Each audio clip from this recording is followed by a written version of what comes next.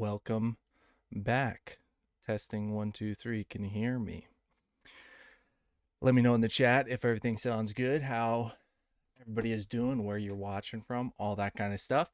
Welcome back to another episode, another live stream. Today we are going to be talking about existence itself, how I think it works, and the metaphysical side of existence. So we're going to be talking about a lot of concepts, a lot of symbols, and a lot of ideas.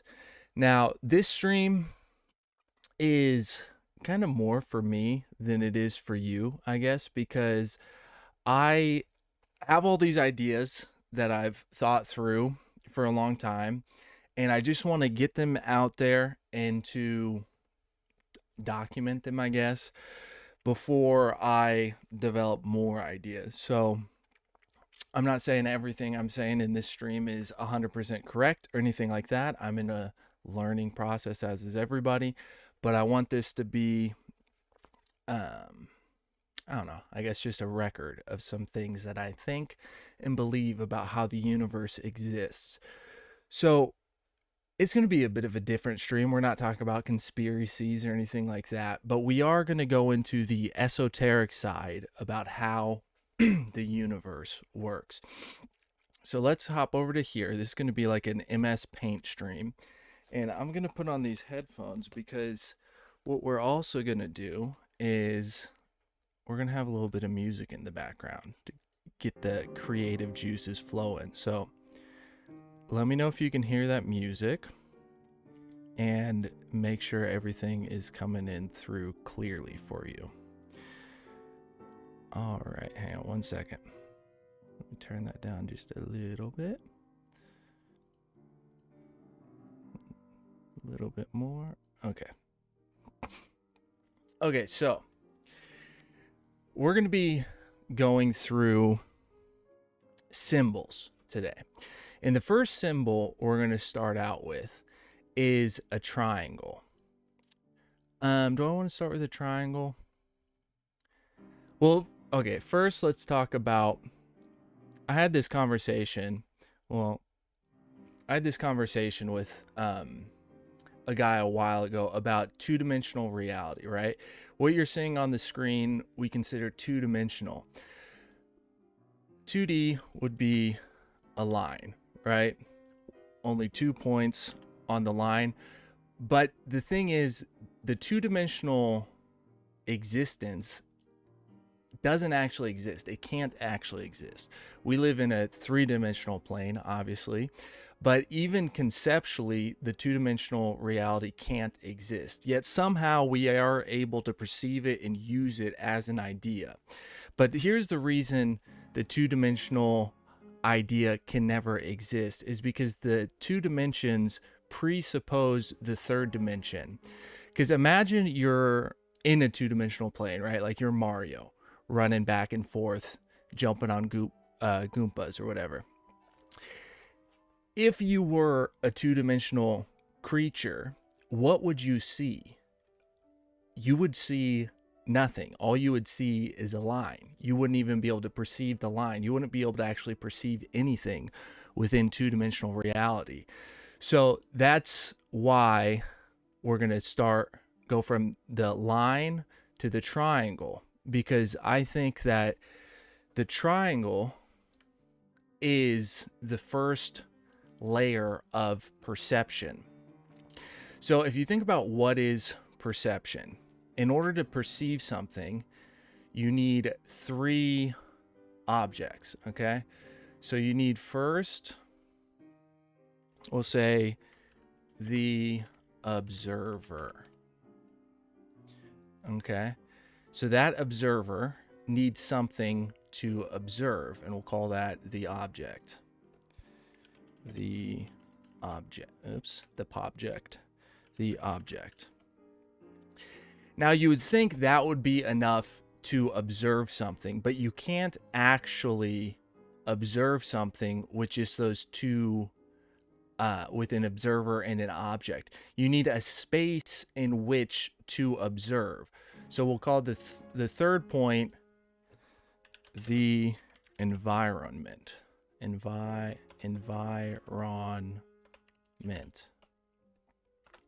Oh no. Okay, let me type that again. The environment. So these are the three bases that you need for perception to even exist. You have to have the observer, something to observe, and an environment in which to observe it, which is why two-dimensional reality, or the second dimension, can't actually exist and can only exist as a concept. Because even what you see on your screen is not two-dimensional. It is light that is coming out of your screen and entering into your retina. So there is a depth to it. You can't have a completely flat plane because you would have to have some level of the third dimension in order for it to exist.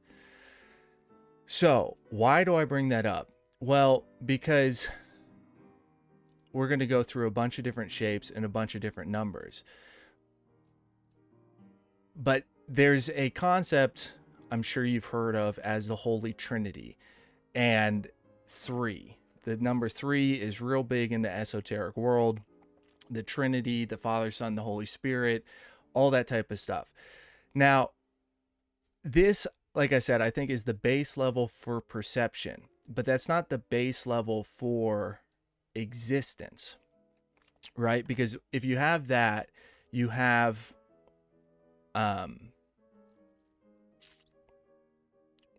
perception. And you could say maybe the object is something else sentient, and so then there's two people to interact. But realistically, what you would need is you would need the observer, the object, the environment, and then you would need a way to interact with said environment and object. And so that we could say is the spirit. The animating spirit that allows the observer can now interact with the object in the environment. Or you could say, instead of the spirit, we could say the body, depending on how you want to look at it. You could say the observer is the body, or the observer is the spirit outside of the body. But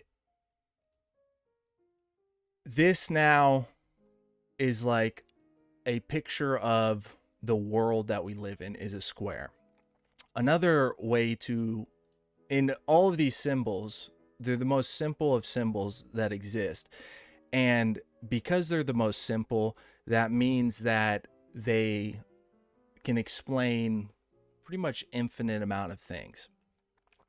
So, have you seen like a symbol for existence or man? A lot of times is this.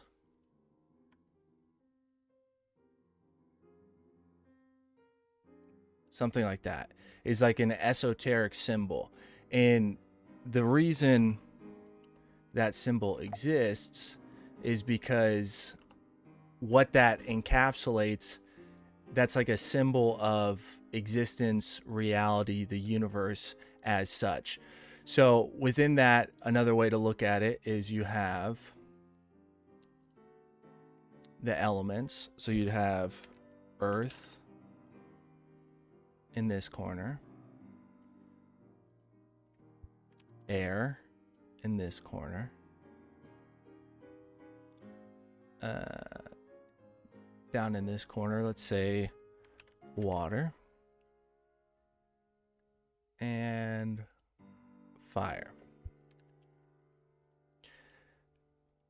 Now ignore, we can interchange these. I'm not saying like this is left, this is right.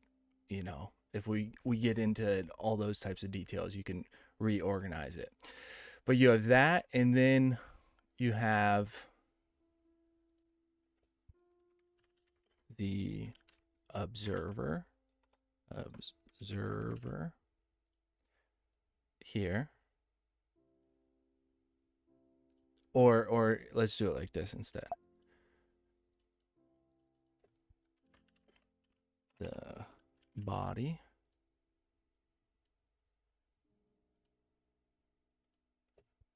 the spirit, and the mind.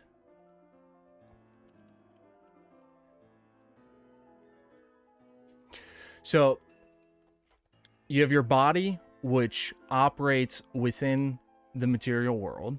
You have your spirit, or you have your mind, which is the observer, the thinking body. And then you have the spirit, which connects those two and allows them to function. So the spirit is the animating force of the mind to the body. And that operates within the 4 dimensions of reality, 3-dimensional reality, but the 4 elements. So earth being the material plane, water being, you could say, the emotional or regenerative plane, the air being the mental plane, and fire being the willing plane, the action plane. And then you have the circle in there as well. Let me turn down this music just a little bit. You have the circle in there as well, because the circle is the monad. And so what is the monad? Well, have you ever heard of, and we're going to see how well my drawing skills are on MS Paint. So that's an infinity. Infinity equals 1. Oh yeah. 1. Now, that mathematically, that makes 0 sense to say infinity equals 1. But esoterically and metaphysically, that makes perfect sense. And I can explain to you exactly why. So another symbol that might make this make a little bit more sense is a symbol all of us have seen before. Oh my goodness.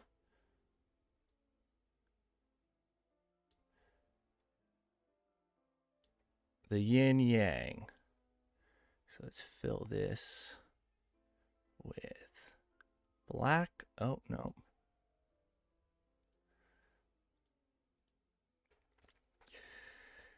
Okay, so how does infinity equal 1, and how does that connect to the yin yang? Well, the yin yang is like the duality of existence, right? You've got the yin and the yang, the masculine principle and the feminine principle, which makes a polarity, like a magnet. There's a whole concept of like non-duality, right? That things are, there's a dual nature to existence, but it's not actually 2 different things. It's still one thing, right? On a magnet, you've got the North Pole and the South Pole, but it's still a magnet. In the yin and the yang, you've got the masculine principle and the feminine principle, but it's all encapsulated within the circle of the yin yang. So it's still one thing. And so, like temperature, right? If you got hot over here and cold over here, they're just degrees of the same thing. So it is, cold is different than hot. They are 2 different things conceptually, but they are in fact just one thing, different gradients. So the idea of infinity equals 1 is the concept of infinity is that it's never ending, right? If you think about it mathematically, it's a string of numbers that goes on forever, right? Pi is infinitely not repeating, but it's a decimal that goes on forever. It never ends. And that's what it means mathematically. But whenever you think about it in terms of the universe, if the universe is infinite, it doesn't mean that it, well, it can like expand forever, go on forever, but if it's truly infinite, that means it's a singular thing. It's a whole thing. Because if there was anything outside of that infinite, it would no longer be infinite, encapsulating everything. So another way to think about it is infinity is bounded by nothing, right? There's nothing bounding infinity. It goes on forever, but it's also bound by nothing. So that binding would be like the circle.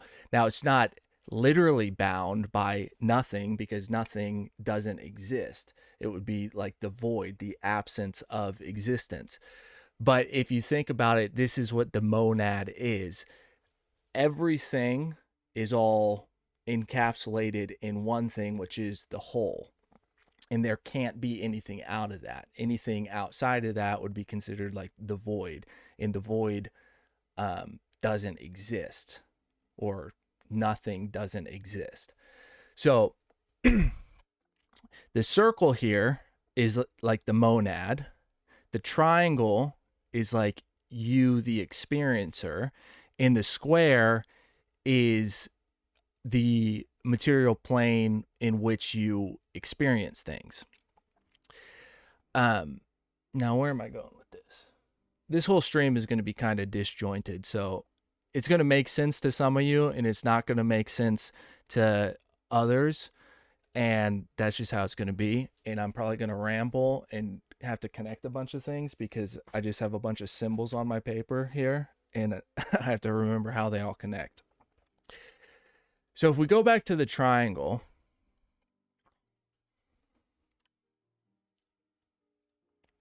if I mentioned before that this is the base level of perception, why then is the, Christian view, the God of the universe, a trinity?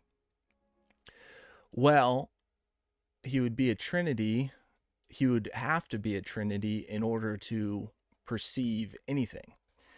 So infinity equals 1, but 3 also equals 1. And so if we have the Father, we'll put him on top.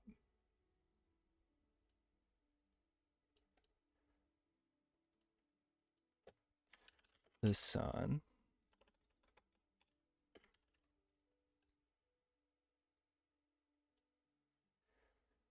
And the Holy Spirit. Then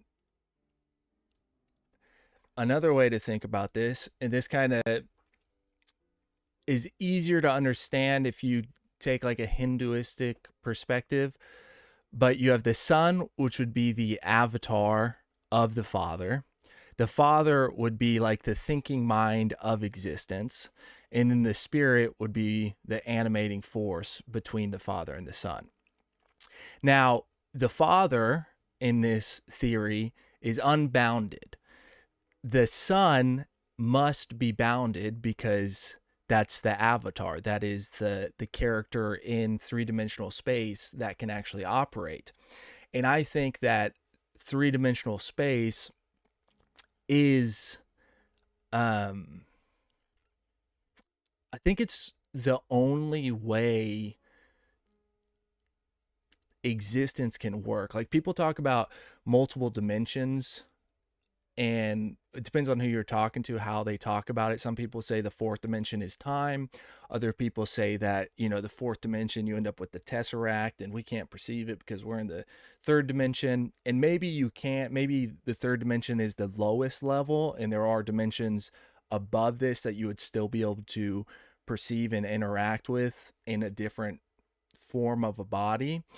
But you definitely can't go lower than third dimension, because even if we get into the esoteric side or whatever of like astral projection and things like that, even if you do astral project, you astral project within your astral body. So there's still a body aspect to it. And to be disembodied entirely, I heard somebody say this, like, what is the separation of the body and the spirit? Well, that's death. And what happens beyond death is a different question, but we're talking about base level of perception. So I think one of the reasons the God of the universe is described as a Trinity is because that this is what is necessary in order to even perceive anything. Now, there's another concept that people talk about in the New Age stuff, and it's that we're all connected, we're all one. And a lot of people don't understand that. A lot of people say that's woo-woo, and then some people think they understand that and misinterpret it. But the way to understand that we are all one is a few ways. One is with the understanding of the monad, that everything is in fact a singular whole. Another way to understand it is the Mandelbrot set. So I don't know if you know about the Mandelbrot set, but basically, if you don't know what it is, it's a mathematic formula. This mathematic formula, which I'm not going to explain it because I don't remember exactly. Basically, what it means is like the stuff outside of it, outside of that, this shape, like increases to infinity, in the black decreases to 0. And so on an X and Y axis, like this is 1 and this is like -2, I think. And so everything within those numbers collapses into 0, and then everything without of that blows up infinitely. And the reason I bring this up is because the Mandelbrot set is a fractal set. So if we look at a Mandelbrot zoom, we get a video like this. So when you zoom into the Mandelbrot, if you were to zoom in just on the black, it would be black forever. But if you zoom in on the edges, we start to get these really cool patterns that show up. And you can see there's Mandelbrot sets within the Mandelbrot set. And it gets pretty trippy. And this is all just math. And the difference in colors is they're colored to show the speed at which the numbers go to infinity. So the whole thing's a gradient. But the Mandelbrot set is one thing, but whenever we zoom into it, it's like this whole universe within these fractals. You could zoom in on this infinitely and you'd get different shapes, different patterns, different everything like that.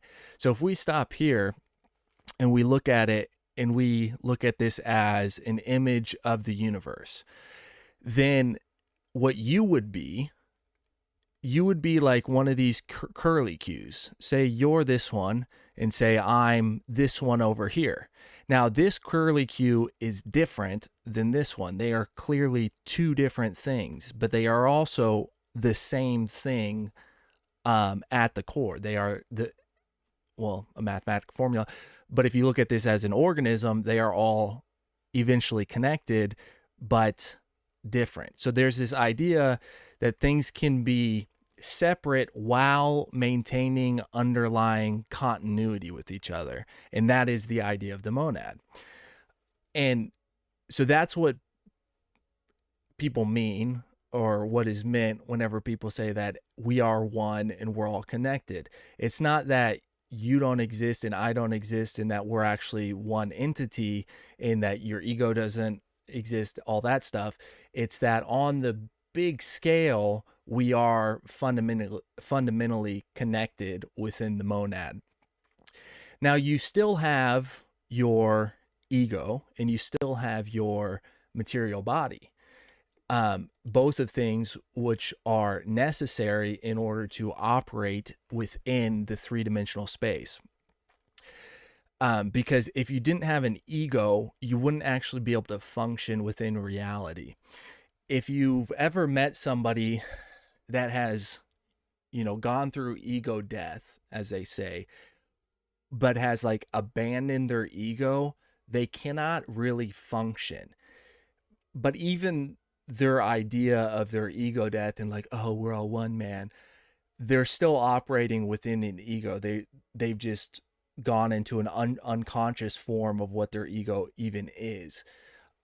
Because like I said, if you didn't have an ego, you wouldn't be able to operate within reality, because the ego is what allows you to differentiate yourself from the rest of existence. And then you have your body, which is yours, which affects your ego, but your ego controls your body. Now, the problem with the ego is that if you don't understand what an ego is, it can control you, and you want to be like in control of your ego, but also just incongruence,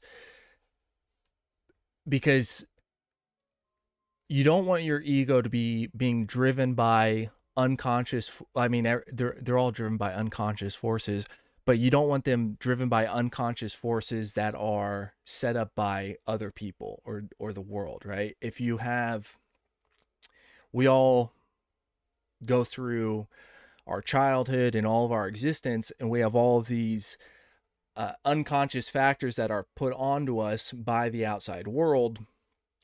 And part of like the spiritual process is decoupling from those unconscious processes that were forced upon us and are not actually congruent with our spirit body, our ego body. But in theory, once all of that is cleared, and whether or not you can actually get to that place like purely is up for debate, but once that is cleared, then your ego now operates in, we'll say, an authentic manner, as a true expression of your spirit body, your soul pattern. Because something else to keep in mind, I don't know if this necessarily applies to what I was saying. You guys are going to see like how my mind works. It jumps all around, and sometimes I don't know exactly how they're going to connect, but later on they do connect back, I think laterally a lot. But you, within the three-dimensional space, are a pattern, right? You are one entity, as in your body, but your body is a collection of, billions of cells. All of those cells have some form of consciousness. What form that is totally up for debate. But they do have some form of autonomy. That is why your body's able to function. I don't know if I can even find this video. Protein molecule moving, carrying. Let's see if that comes up with it. Because maybe it's not a protein molecule. But this one, what is this? No, just skip to the video of it. Okay, so this, I saw a video of this where it was like an actual video that they had recorded. But basically, this thing, which it's irrelevant what it actually is, like the science of it. It's kind of irrelevant to my point. But basically, this thing walks and carries this from one part of your body to another part, and it's, important to the functioning of your cells. But this thing here, when you see it moving, it looks like it's alive, because it is alive, and it has some form of intelligence. It's intelligent enough to perform the job that it needs to perform. So within you, there are basically billions of cells, kind of infinite numbers of cells that have jobs that they need to perform, and they're intelligent enough to perform those jobs. So they have a level of consciousness. Now, I think that the consciousness that we experience is, in a sense, like the collective conscious of your whole body. You take all of those simply intelligent entities, units, put them into the form factor of a human, and they all interact with each other and develop a higher level of consciousness. And one of the reasons I think that is because humans, we have this idea of the collective conscious. And the collective conscious is real and the collective unconscious is real. And what that is you get a bunch of humans who have a lower level of intelligence than the collective conscious has. You put all of them together and the higher consciousness forms. Now, we don't perceive that consciousness, as in we don't experience it. We can perceive how it affects things, right? We can see it within the zeitgeist, how it affects culture, how it affects all things like that. But we don't get to actually experience from the level of the collective consciousness. Now, arguably, you can raise and lower your conscious, and maybe you can go up and like perceive it for a little bit and then come back down. That's up for debate. But the point is that that would be kind of like another entity superseding ours. And this whole idea is how I came to the conclusion, and then I found out that it wasn't even a new idea, about the whole theory of Gaia. And so that's the idea that the earth is a conscious being. And if you take everything I just said and just extrapolate that out to the rest of the living creatures, it makes sense. Now, where am I going with this?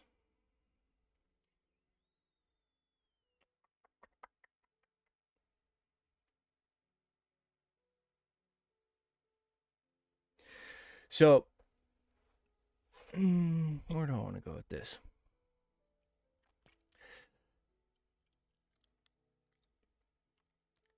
So I guess let's go this direction. So if we go to the idea of like the Christian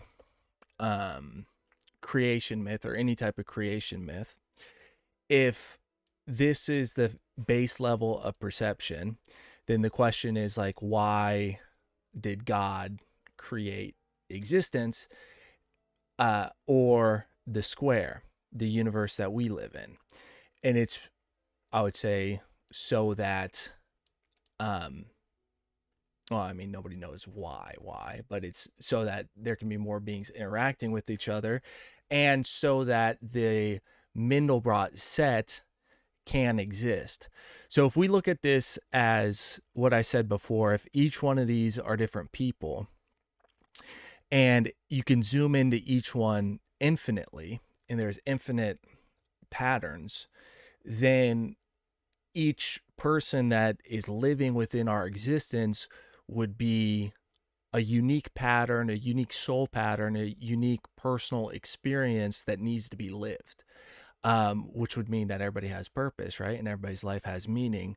And that meaning is to be the expression of creation or of existence, of the universe.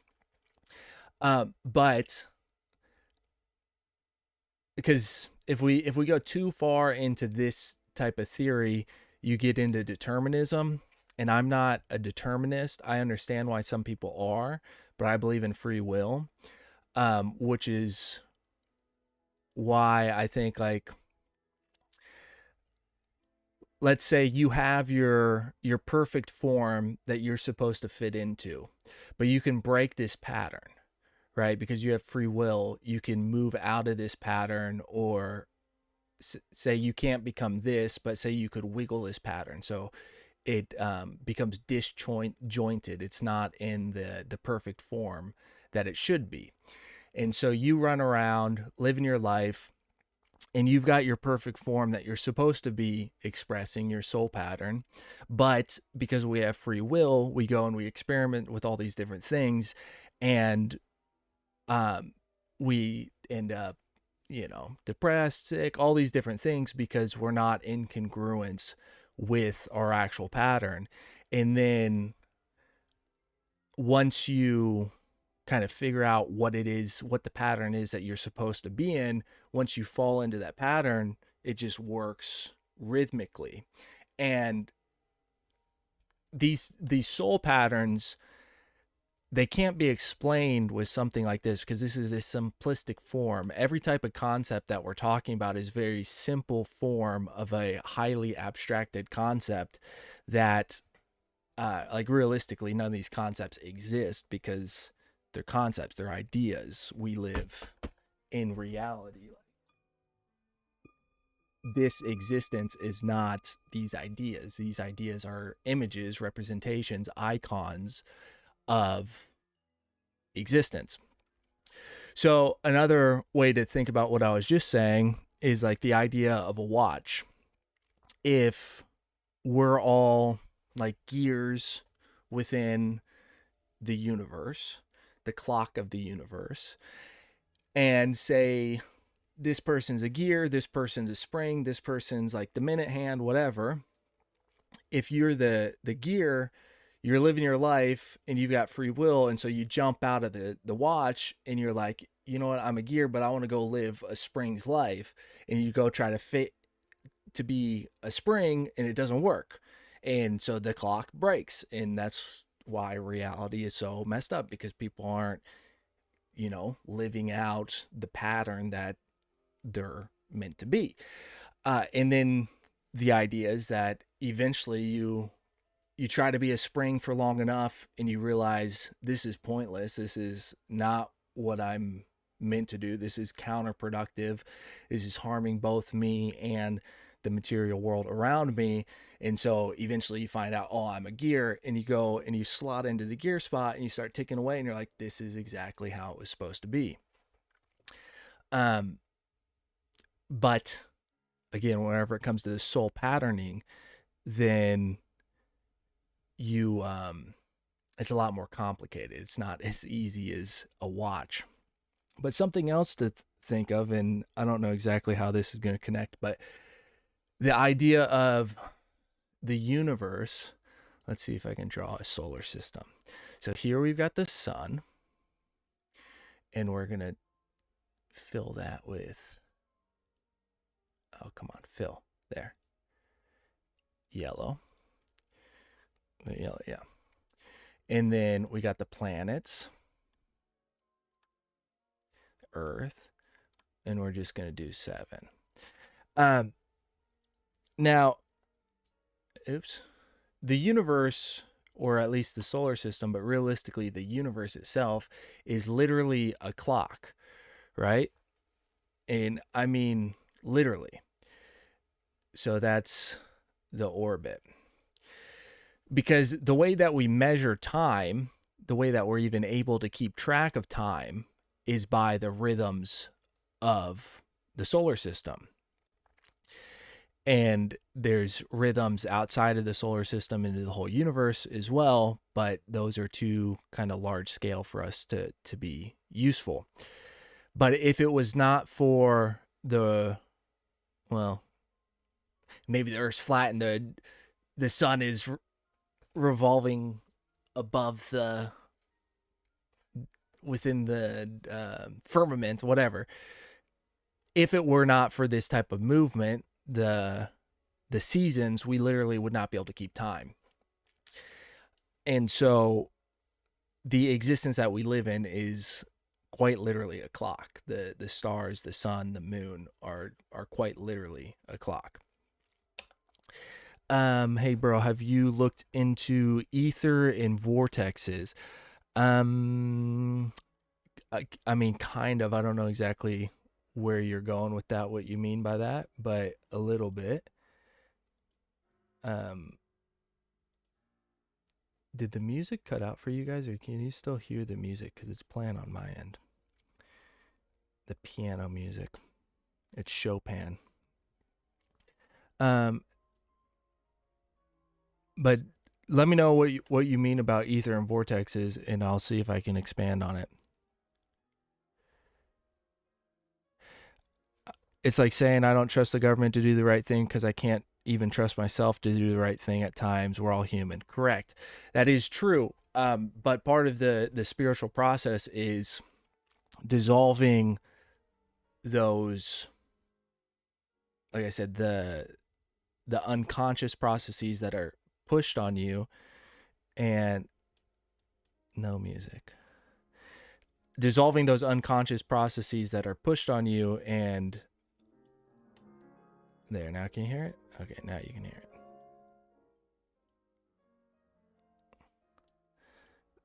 I don't want it too loud on my, let me turn that one down. There. Nice thinking music.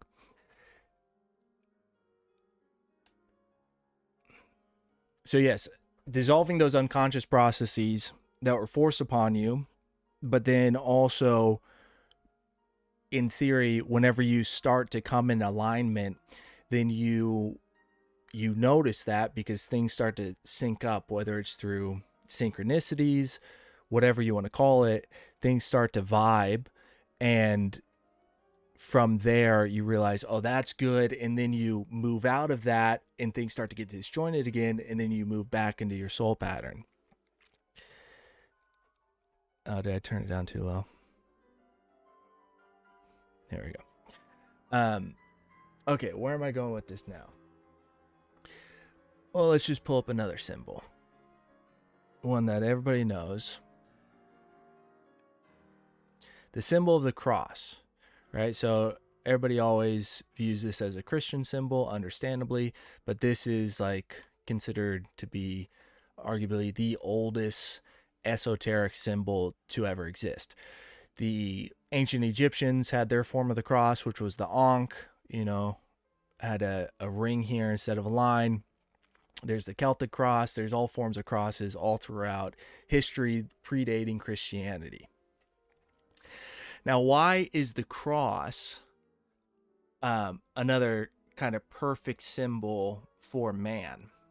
Well, because you have the connection between, we'll say, heaven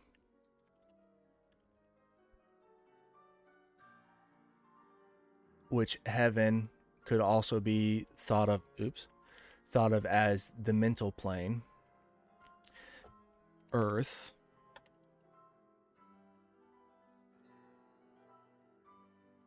and then the connecting line, the one that's able to go between both sides, would be the Holy Spirit, right? That's why the Orthodox and the Catholics, they say Father, Son, and the Holy Ghost, because you've got the connection from heaven, the mental plane, to the earthly plane, and then the animating spirit that crosses both planes or operates on both planes. And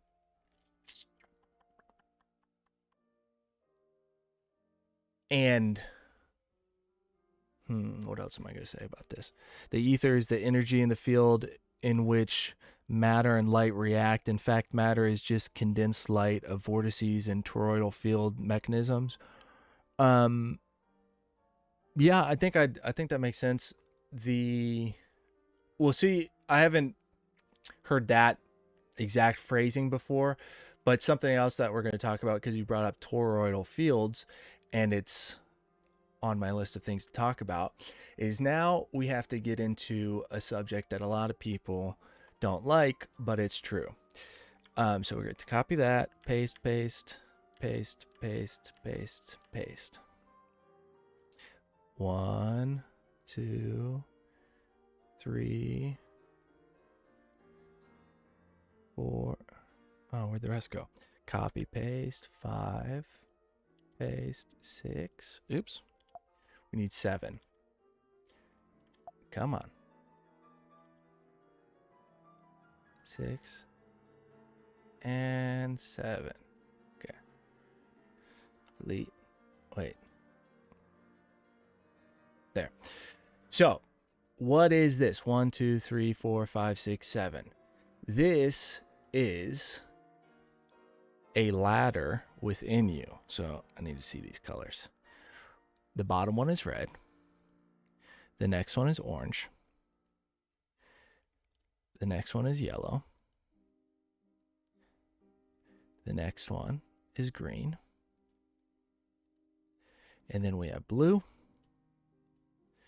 And then we have indigo. And then we have violet. So this one. So does that look familiar? It should, because that is the chakras. Now, like I said, a lot of people don't like the idea of the chakras because they think it's, let me group all these together. They think it's some, oh no, I just grouped everything together. There. They think it's some Eastern Satanism or whatever. A lot of Christians really don't like the idea of the chakras. I think it's New Age bullshit. But these are real. And I can tell you the reason that they're real is they align and connect with a nerve clusters within your body. So, this bottom one, right? The root chakra, the sacral chakra, chakra, the solar plexus, the heart, the throat, the anja, the third eye, and then the crown. So if we take, for example, the solar plexus, the solar chakra, solar plexus nerve cluster. Why is this not in English? Do I have my VPN on some other country? Oh, I said never cluster.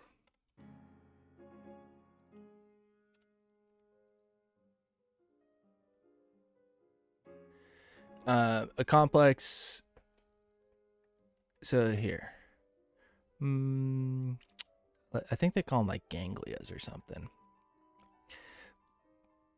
What does it say here? Your vagus nerve, gastral.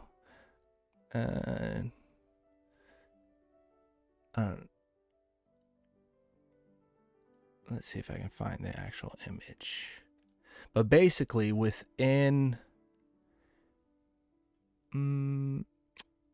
supernode, gastral plexus, celiac plexus.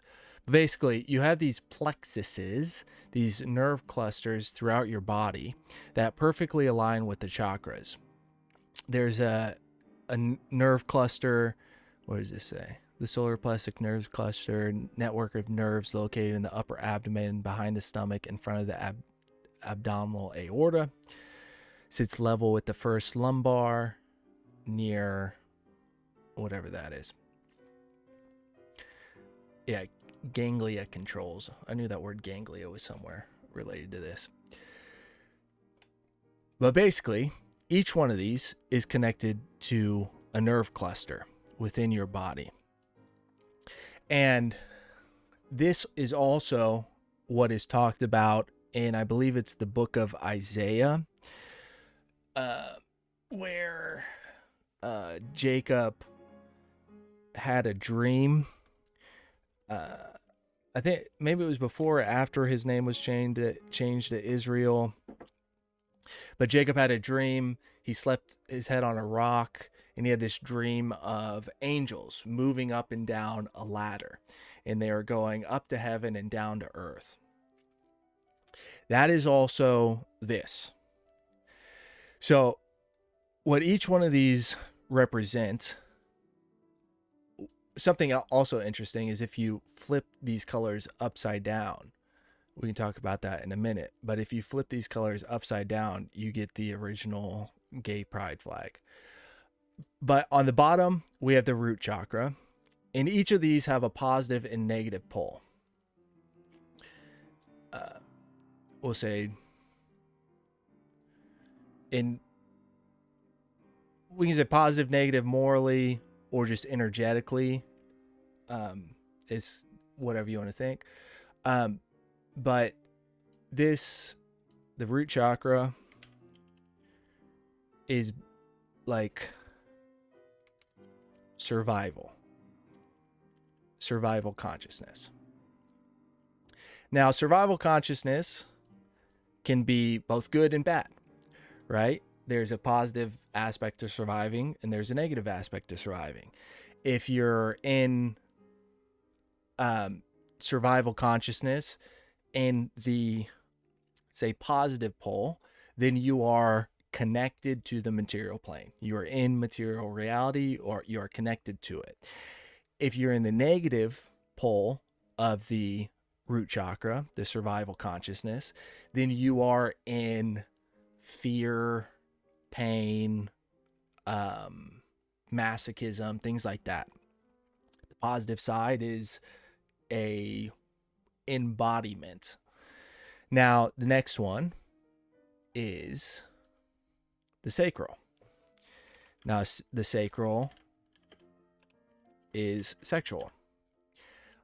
Now, obviously, the sexual consciousness can have a positive and a negative aspect to it. That's pretty self-explanatory. The positive would be a form of connection, reproduction. The negative aspect would be lust and indulgence and all the bad aspects of sexual reality that all of us understand and know.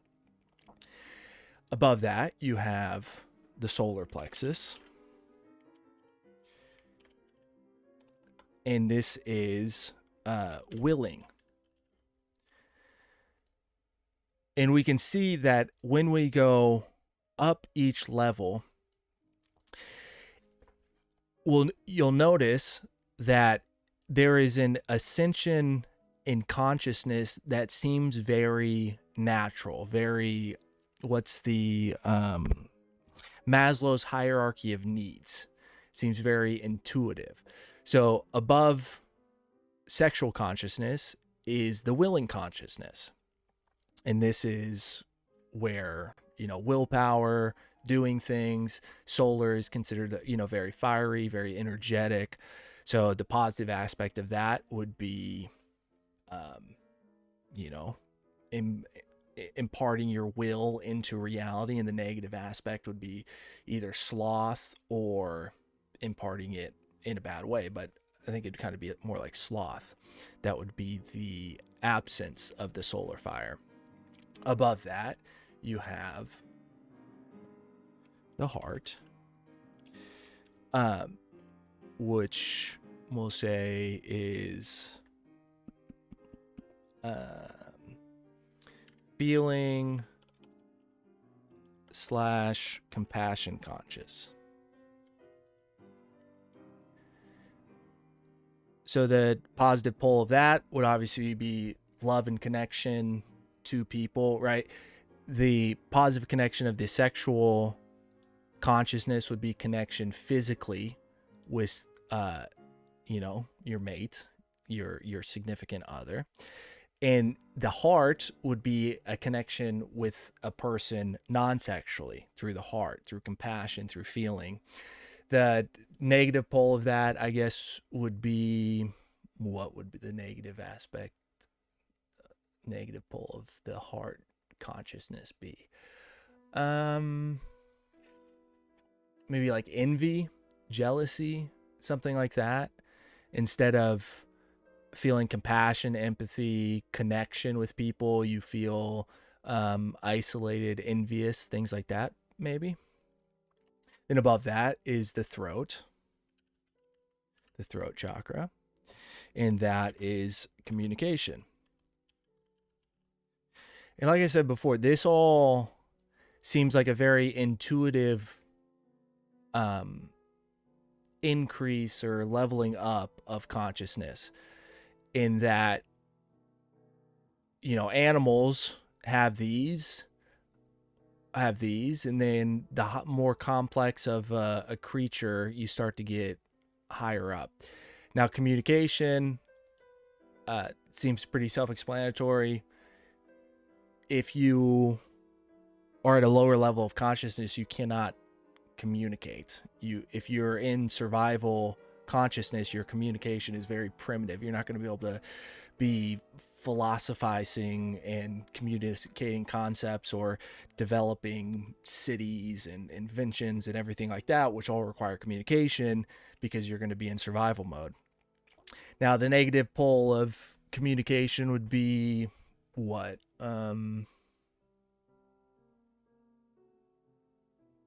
like lack of I don't know, what would the opposite of communication be? Negative communication. I don't know. I'd have to actually think about that for a little bit. But then one above that is the anja, the third eye. Anja slash third eye. And this would be like insight, maybe intuition, but it's more kind of like insight, intuition,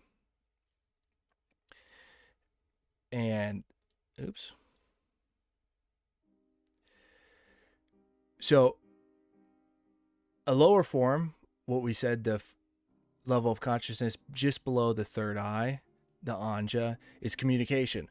So if you learn ideas, you can communicate ideas, but in order to develop and have unique insights, critical thinking, things like that, you have to have a higher form of consciousness than just communicating. And the negative pole of that would be what? Insight. The opposite would be, I don't know, brainwashing, lack of insight. Once you get into these higher levels of consciousness, they're harder to understand the full breadth of them because it's a higher level of consciousness, right? And we can all experience these forms, but to live in one, or to really understand one, it's a lot easier to understand these ones than it is these ones, because, you know, humanity, we tend to lower forms of consciousness. Then the one above that is the crown chakra, and that would be, they say like oneness. This is when you're in the crown chakra, you are kind of living in the monad. You're feeling complete connection to the monad. You are, you know, channeling the energy of the universe and feeling those insights. Now, one of the things that I said before, what's interesting about these colors is if you flip them upside down, you get the original gay pride flag, which you can do with that information whatever you want. You can make any types of ideas and assumptions out of that. Now, I said before that the dream that Jacob had, where he saw the angels ascending and descending a ladder, is this. So these are nerve systems in your body. They are also connected via your spine, right? Your nerves are connected to your spinal, what's the word? Spinal cord. And you can move up and down these through your spine. That's why 33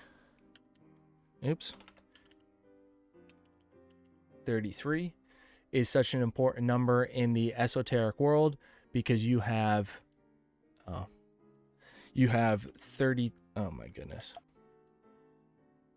You have 33 vertebrae in your body. And the way you travel up and down this ladder is by moving up and down your vertebrae, moving that fluid up and down your vertebrae. Now, something else that I want to talk about with this is, I think that if you were to extrapolate this into 3 points, the top, the bottom, and the middle, because it's 7. So there's a clear center, which is the heart. If you notice in the Bible, Jesus is always talking about the heart. You know, in the heart, if you look at, you know, let's look up Orthodox photo Jesus.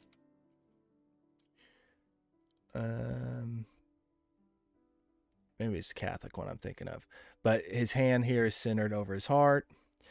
There's a lot of ones where he's pointing directly to the heart. maybe it is, yeah, this one here.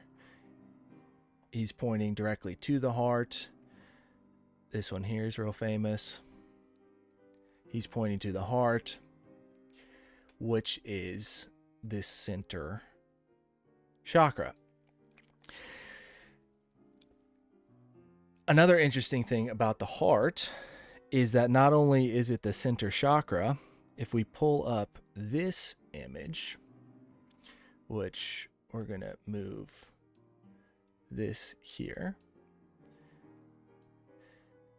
this is your body. And as an entity, you produce your own magnetic field. You have your own personal electromagnetic field. That's what this image is showing. You produce one just like the earth produces one. Now, the center point, if you think about a toroidal field, right, a donut, there are two kind of 0 points or infinite points within a toroidal field.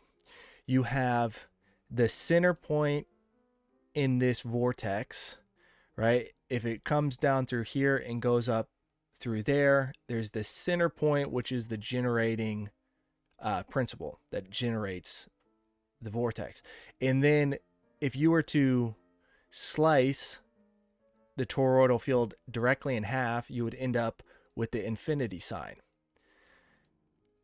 So this center point of the infinity sign would be the heart, right?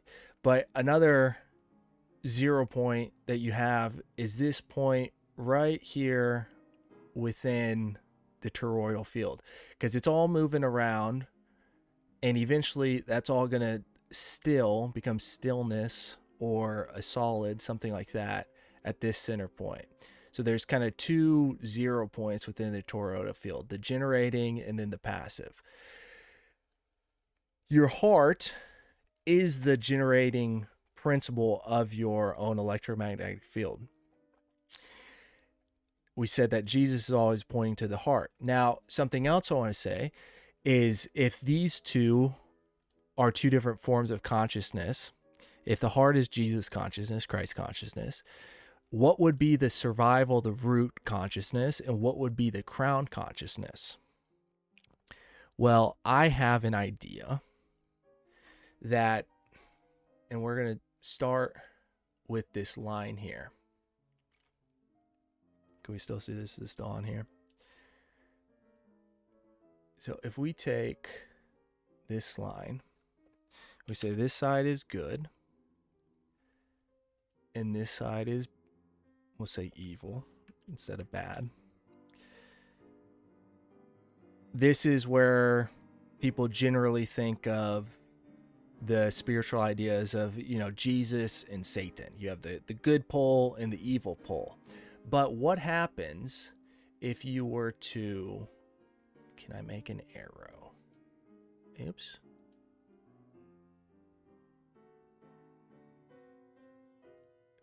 What would happen if you were to fold this out? Oops. Enter. How many points is this going to make? Okay, well, that arrow didn't work. How do I end this arrow? Oh, well. Okay, if you were to fold this out so that instead of 2 points, you had 3 points. And you had good, evil, and evil, if that makes sense. Or, and we're just going to use the terms evil just for simplicity. Or for, as the Masons would explain it, you would have the left hand. Oh my goodness, what is going on? The left hand, the right hand, and the center path. Joachim and Boaz, center path. Now, apparently, this is something that Steiner talks about too, but this is an idea that I thought of, and as I found out throughout my life, I've never had an original idea. Every idea I've thought of that I thought was original, I found out somebody had it before me.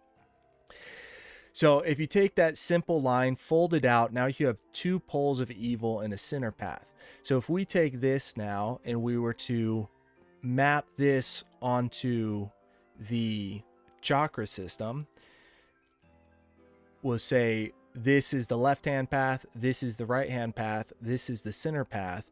So this left-hand path would be embodied or symbolized by the entity concept of Satan. The right-hand path would be symbolized, embodied by the idea of Lucifer, which a lot of people think Satan and Lucifer are the same concept. They are not. They are not the same entity, totally different ideas. And then this one would be Christ. So now if we were to map that onto the chakras, you would have Satan is root, Christ is the heart, and Lucifer is the crown. Now, we are this. We have all of these within us. We can move up and down. Now, if we live purely in the root chakra, in the survival consciousness, you eventually become satanic, or you're living a satanic life, because it is, and maybe it's more like here, whatever, but you're going to be in fear and anxiety, and then the powerful feelings that you would feel from that would be like dominating over people, harming people, masochism, sadism, that type of stuff would make you feel powerful within the root chakra. Now, if you were always living in the crown chakra, or maybe, like I said, it's in between, then you would become Luciferian, because via the insight and the connection, you would develop a superiority complex. And, you know, there's positive aspects of everything, but the positive aspect would be the knowledge and things like that you can help people with. But the negative aspect would be you would become prideful, haughty, condescending, all of those types of things. So if you were to live up here all the time, you'd become Luciferian. If you were to live down here all the time, you would be satanic. But if you were to live here, then you would be living in Christ consciousness, is the idea of why Jesus is pointing to the heart, and why Jesus says that, it's always said that Jesus is located in your heart. And if you look at this concept of the electromagnetic field that you are producing, you want to be centered within your electromagnetic field. Now, something else that is interesting to think about is that, well, let me ask and answer this in the chat. Where do you feel your consciousness? Where do you feel you are experiencing reality from? Do you feel it's in your body, or do you feel it's out of your body? If it's in your body, where do you feel it in your body? Do you feel it in your head, behind your eyes? Do you feel it in your heart? Do you feel it, in your balls? Where do you feel it in your feet? Does it move? Where do you most of the time feel that you reside within your body?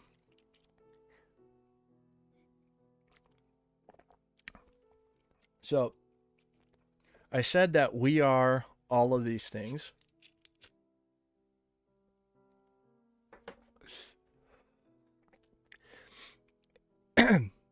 Head. I think a lot of people, especially in the West, would agree with you, because that's where I feel it most of the time. It's kind of behind the eyes, which would be like the anja. Behind the eyes, yeah. And part of that, I think, is because we are such visual creatures. But apparently, if you were to go to China or Japan and ask the same questions, a lot of them would say in their heart. And there are people that they do feel as if their experiencing entity, the observer, whatever, is located in their heart. In America, in the West, yeah, it moves around, because if you sit and meditate, you can literally move your consciousness, right? If you focus on the tip of your finger, you can move all of your awareness to the tip of your finger. If you do it with your toes, you can move all your awareness there. But the idea is like, where does it generally rest? And I don't think it's bad to have it behind the eyes. That's where I experience it. I don't think you necessarily have to have that experiencer as the heart. Maybe you do. I don't know. But it is interesting, because some people do say that they actually do feel as if their heart is where they feel they exist, like they're the core of their being. And your heart is also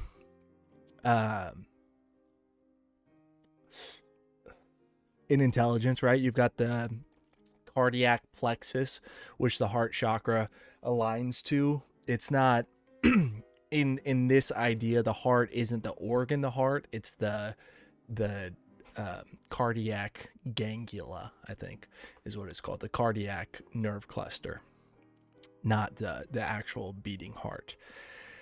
And then I'm sure we've all also experienced that we can move between these, right? Like if you get real horny, then you're down, you start feeling like you're existing here. Like that's where all your urges are coming from.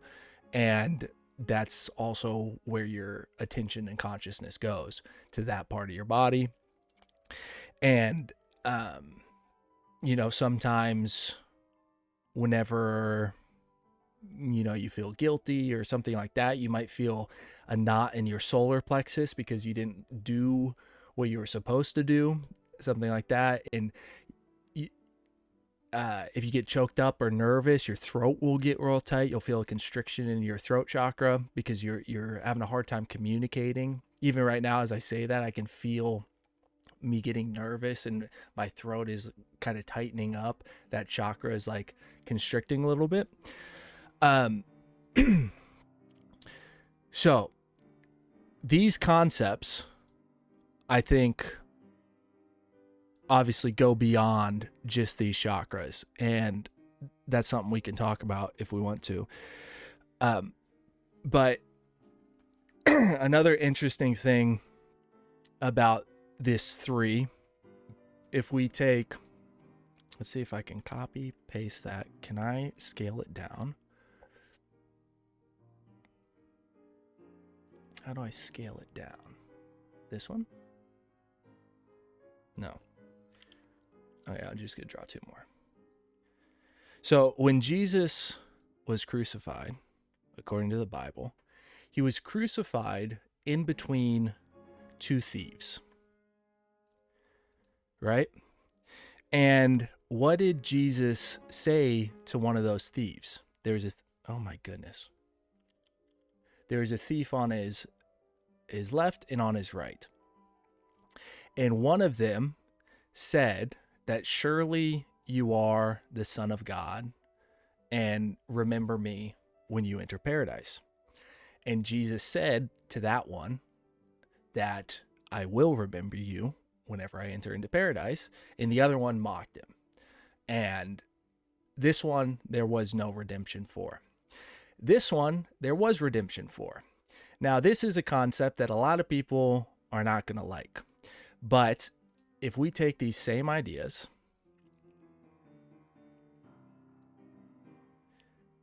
like that, then the Luciferian spirit is the redeemable spirit of the 2.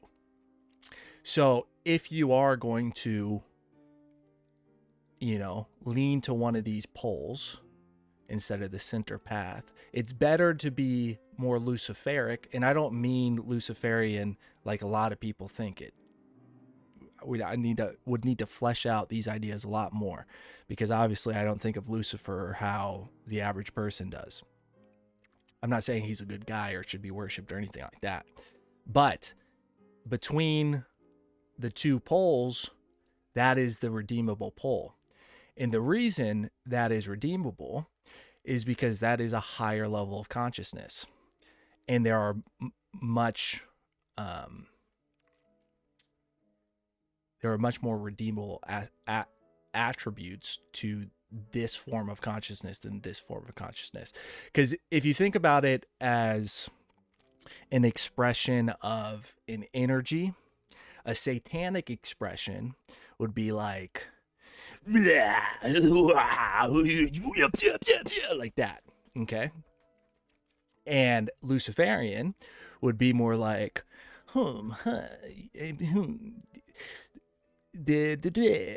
something like that. And then the Christ consciousness would just be like a pure loving consciousness. Now, whenever we look at in mythology, there's the idea of Prometheus. That Prometheus brought fire down from heaven to bring to the people, to bring them enlightenment. And Lucifer, the name Lucifer just means light bringer, light bearer, the bearer of light. And the term Lucifer is only used once in the Bible. And when it's used in the Bible, it's actually talking about the king of Babylon. It's talking about a specific king, and it's only used once.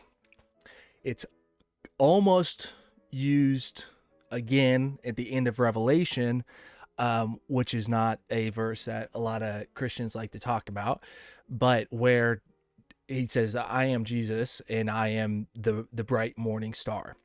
And so the way the term Lucifer is used in, and I think it's in Isaiah, is in reference to Venus.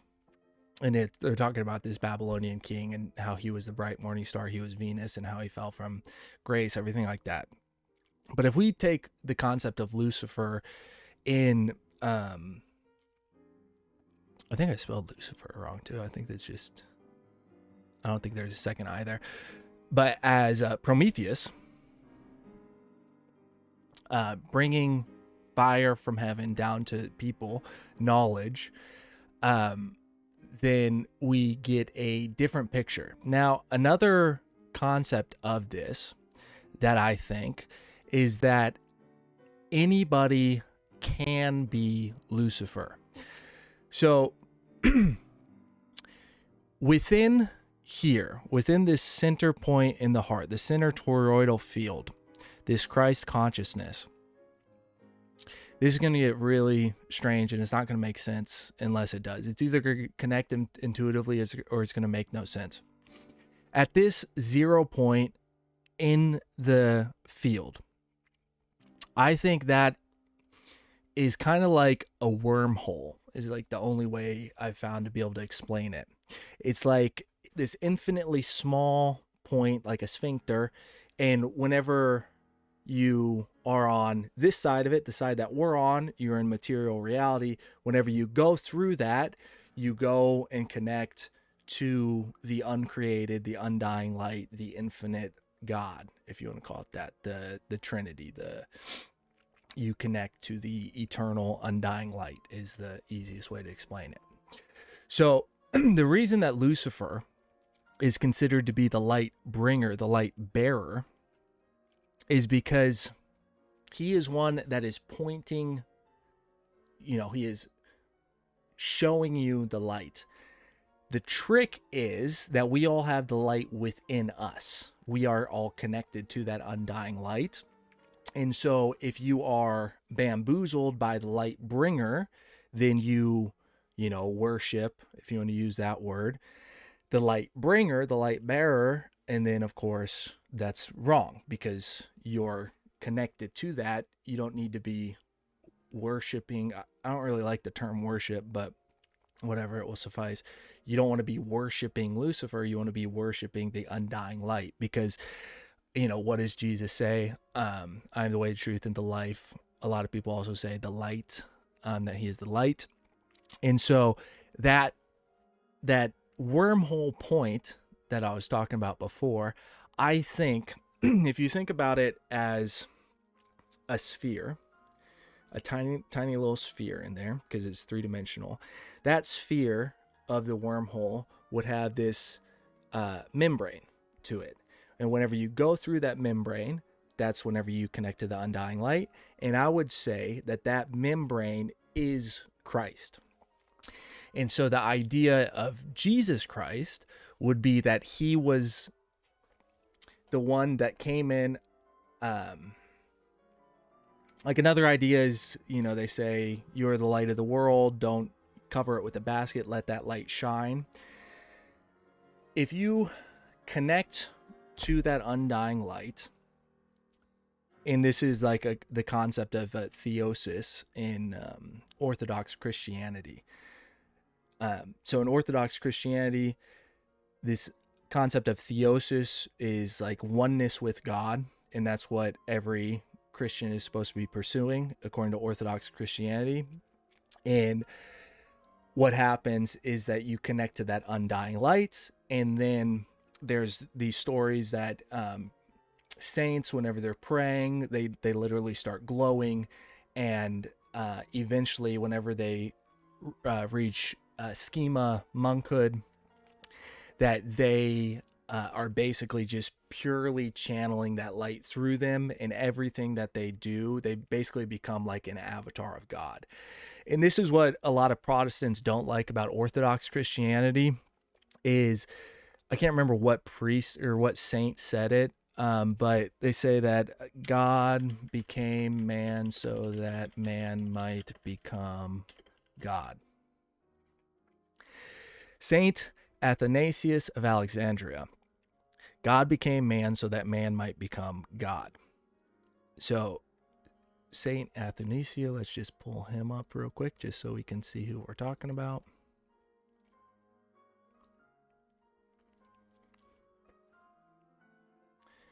There's his icon.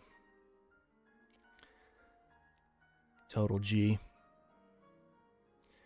Nice beard. There you go. That's the one that's floating around the internet. Absolutely dripped out. Look at that aura on that saint. So anyway, this idea of theosis is that when you're connected to that and that's flowing through you, that you basically become a Christ. That in what they do in Orthodox Christianity is Orthodox Christian monks.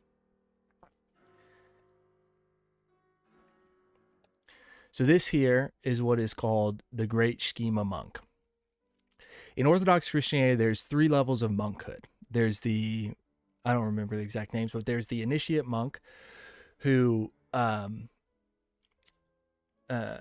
think the initiate monk takes the vows, but they take a vow of chastity and poverty, and they have their vows that they take. And then there's a level up where I think you start to wear a red robe. And then from there, the highest level of monkhood in Orthodox Christianity is the great schemas. And you'll like only see great schemas that are like super old, because like this photo is so cool. Because it takes a very long time to become a schema. And you can only become a schema if other schemas recognize you as one. And when they do the ceremony, what they do is they actually hold a funeral for the person that is become a schema. Because what they say is that the person, if this is, we'll say, what's a good Greek name?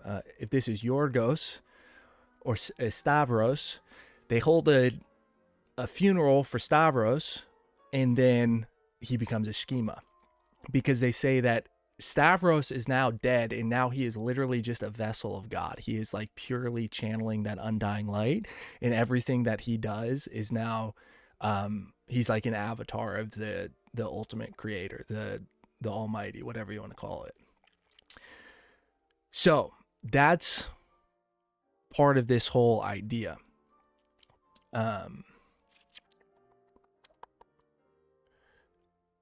That is within Orthodox Christianity, is that basically you can become a Christ. God became man so that man might become God. Another way to think about this is like Carl Jung talked about it is like all learning is a form of remembering. That you are remembering who you are, which is an entity that is connected to the eternal undying light. Now, an interesting idea with the concept of theosis in schema monks is that, and the Catholics have a similar belief. It's different, but it's a similar idea. They call it, I think, sanctification. But the idea of theosis is not only available to monks. You don't have to become a monk to attain theosis. Anybody can attain theosis is the idea, because if only monks could achieve theosis, then everybody would need to become a monk, and then humanity would cease to exist because monks cannot have wives or children. Now, I think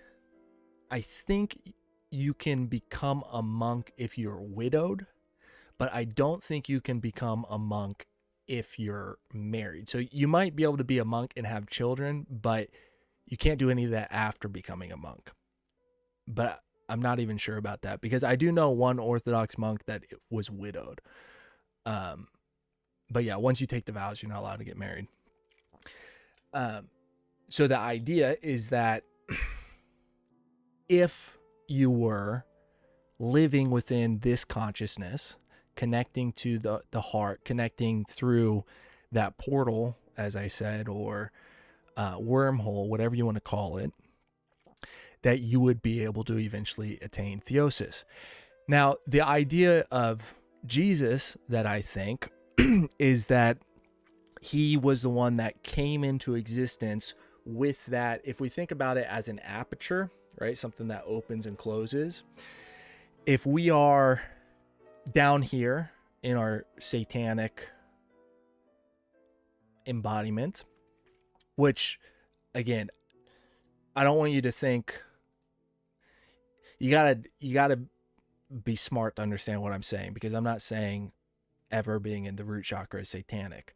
It's not always bad to go down there. I think you're supposed to go through all of them and use them at times. But if you're, say, down here, we'll say that aperture connection to that undying light starts to close. And if you spend more time in the heart chakra and the heart consciousness, that aperture starts to open. And so the idea with Jesus was that he came in with it fully open and basically lived his life with that aperture max openness his entire life, as the example of, like, this is the path you're supposed to take. Now, why then is, if we use this concept here about Satan was the one that did not go to heaven and Lucifer was the one that was allowed into heaven. Well, Satan, if you're down here, you end up rejecting everything higher. And so if the three-dimensional plane, if we take, let's see if I can, oops, I'm running out of space here, but if we take this, there's another idea.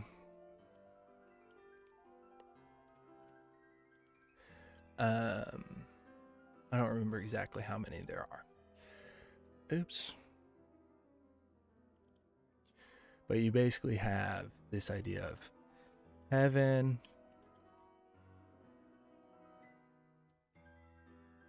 and then you have another one that is, like, we'll say the astral,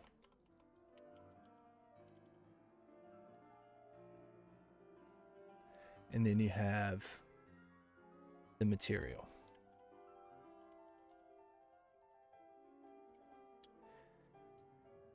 So think about the triangle in a different sense, not in this sense, but you have the material plane, the lowest form of reality, the lowest form of perception, existence, something like that. You move up from there into the astral body. That's a higher form of reality, a higher dimensional level. Then above that is heaven. But you can't go below material. There's nothing below there, because we already said that two dimensions can't exist. Three-dimensional reality, material reality, is at least the base form of existence. It's the base form of perceptual existence. There might be higher forms, but there are no lower forms. So if satanic embodiment is this lower form, you are rejecting these higher forms, and therefore there's nowhere to go. You can't ascend because you've rejected the ascension. And then Lucifer, he's still crucified with the other three, because we're all crucified, because we're all in material world. We all got to die. We all get to suffer and die. Lucky us. Same as everybody else that existed before us. But Lucifer gets redeemed, or at least one of the thieves on the cross gets redeemed.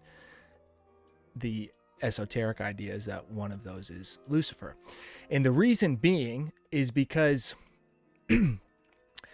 the idea of Lucifer, so in order to be in the material plane, right? Jesus, they say, descended from heaven into the material plane. Some people say we all descended from heaven into the material plane. And that's how we got here, right? That's how our souls got here. We came from the etheric planes into the material plane. So Lucifer is one that is pointing or trying to get there back up to that place. Another way to think about this, like I said, you have the undying light within you. Lucifer, the light bearer, the light bringer. If you had somebody like me, for example, that is telling you these things, trying to point you in this direction, in towards your heart. And let's not use me, for example. Let's use Jesus for an example, because this is really going to mess with people, or some people. If Jesus was sitting there and telling you, connect into your heart and become one with God, that is what you're here to do. You're here to reconnect, reestablish that connection. Now, if you were to mistake what Jesus was saying and not actually journey within and develop that flame, that fire, that light within you, connect to that, if you were to instead not do that and only worship the human body, the human avatar of Jesus, then Jesus would be a Lucifer entity, because he would be the one, look, here's the light, go to the light, but you identify him as the light, and now you're going towards that. Now, like I said, that's going to mess with a lot of people, because you're not going to understand what I just said, and you're going to think that I just said that Jesus was Lucifer. That's not what I'm saying. I'm saying that the material avatar of Jesus, if you view him as God, the all-supreme being, the material avatar is still a material avatar. And the whole point is to connect with that Christ consciousness within, because something else he said is that I am within you and you are within me, right? That's one of his famous phrases. And people go, well, what does that mean? He also said that, well, I think it's in Romans or somewhere, that the power that raised Jesus from the grave is within you. And Jesus also said that you are going to do greater things than I have done. So those are verses a lot of people don't like to talk about, because they go, how is that possible? How are you going to do greater things than Jesus? He literally rose from the grave. And it's like, well, you're connected to that undying light. So what greater means is totally up for interpretation. But the whole point is that you have that same power within you. And if you view that power as outside of you, then, or if somebody comes in and claims, here is the light, you don't have it within you, it's here, that would be like the Luciferic idea. But the good pole of the Luciferic idea is that you're showing somebody the light, and they are supposed to identify that light, realize it's within them, and then connect to it.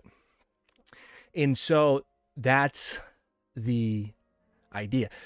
Everybody has a material avatar, But we all pretty much agree the human body is not the extent of who we are. We are something beyond that, whether you want to call it the soul, or whether you want to call it the spirit, whatever you want to say it is. Like most people, some people do identify a lot with their human body, and you need to, because it is important. It is the sun, right? The sun. The human body is important. You need to be in material existence, but we all agree there's something beyond that.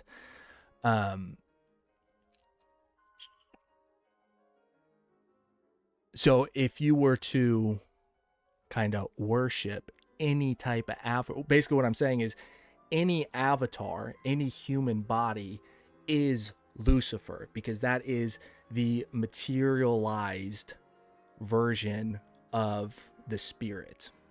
It's not the thing, it's an image, it's a mirror reflection of the thing. So if if you've got a light shining out from you, and I were to hold up a mirror so that you could see the light reflecting off of the mirror back towards you, if you were to mistake the mirror as the source of the light, that's Lucifer. The light is coming within you, reflecting and coming back to you. You don't want to mistake the external for what is internal. Is that making sense? I think these are things that Steiner talks about, Rudolf Steiner, but I haven't read Steiner yet.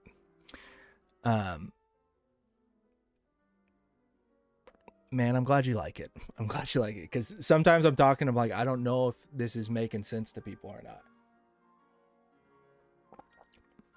So another reason why I think the Luciferian aspect is considered like an evil aspect, if you want to call it that, or it's not, it's a false path, is because this idea of escaping samsara. So if you go into Buddhism, Hinduism, whichever one it is, they talk about this concept of samsara, and that you are in the wheel of samsara, which is the existence that we live in.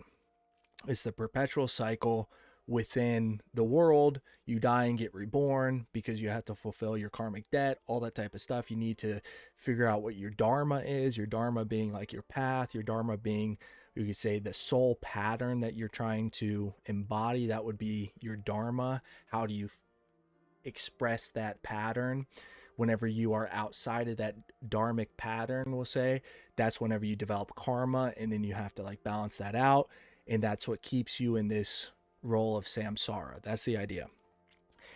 Now, if your goal is to escape samsara, then your goal is to not exist. Your goal is to die. Your goal is to not exist. Now, the reason people say that's not what it is, that they say that it's, well, you're connecting to, we'll say, the monad. You dissolve into that undying light, basically. The problem with that is this right here, because if you just dissolve into, we'll say, the Father, the undying light, the monad, the creator, if you dissolve into the whole Mindelbrot, if you just become, goo, then you are no longer an entity. You no longer exist. There is no thing to express. Now, with the yugas, the way that it's explained is that, yes, that's how it works. You do that, and then existence happens again, right? You've got the 4 yugas, where, and this gets in the concept of the yugas. I might need to minimize this a little bit. The concept of the yugas is that it gets into an alternative form of history. And I don't mean Tartaria. What I mean is a completely different way of thinking about how existence happened. I don't remember the names of all the yugas, so we're going to say Yuga 1. Oops. Yuga 1. I think it's Sata Yuga is the first Yuga. Let's look it up just so I can get the names right. Names of the Yugas.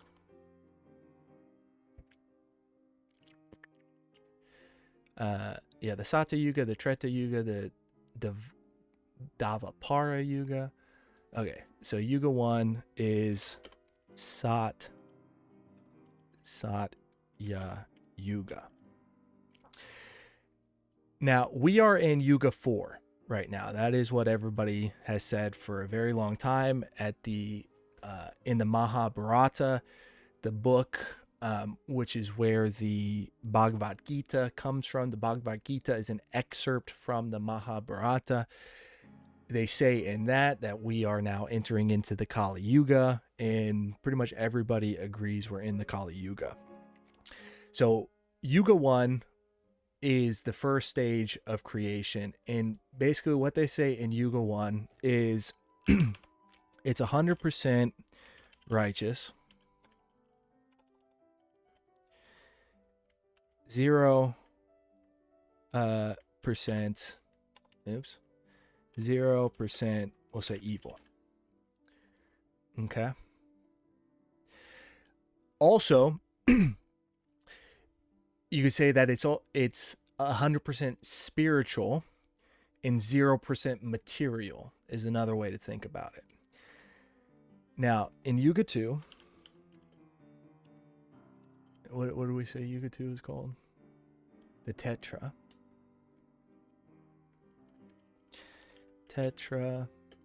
Yuga. You have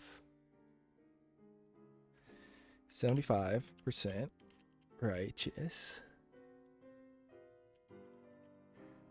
and 25% evil.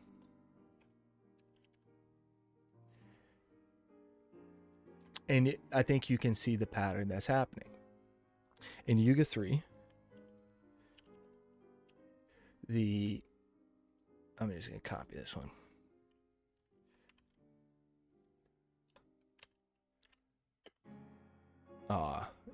DVAPARA. DVA.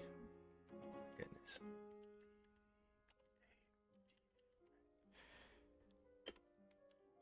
Okay, you get the idea. And then the fourth Yuga is the Kali Yuga. That's the one that we're in. Now, it doesn't just jump like, oh, the Yuga started and now it's 75% evil. It's a gradual process. So in the beginning of Tetra Yuga, or at the end of Sata Yuga, we'll say that it's 75% righteous. So at the beginning of Tetra Yuga, it's 75% righteous, and it slowly gets down to 50% righteous, and that's when the Dvapara Yuga starts. In the Yuga 3 or 4 is the Kali Yuga, and this is where we are. And so Kali Yuga starts whenever the world has reached 25% righteous and 75% evil. And that was the start of it. And then it goes all the way down to where there are 0% righteousness in the world. It's 100% evil, and then it destroys itself, and then it restarts to the Sata Yuga. It's literally the same thing that the Bible says in Revelation.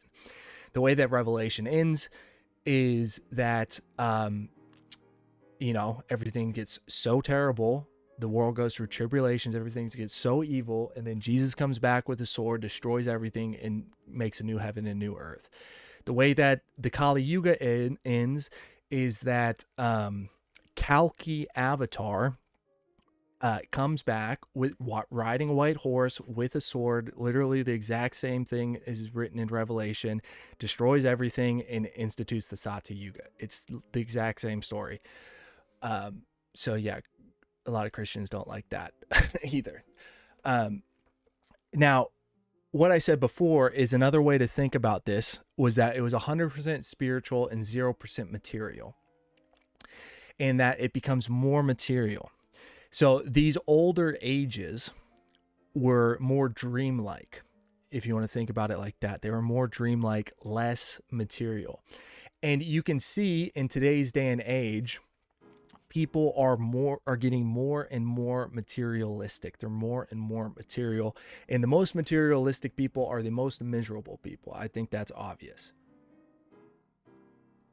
Now, you want to find a balance between materialism and spiritualism, because if you live too much here, you also can get super depressed and basically end up killing yourself, because you get too off into la la land, too off into spirit realm, and you completely disconnect from your body, and then you're going, I don't want my body, I don't need my body, and so you disconnect.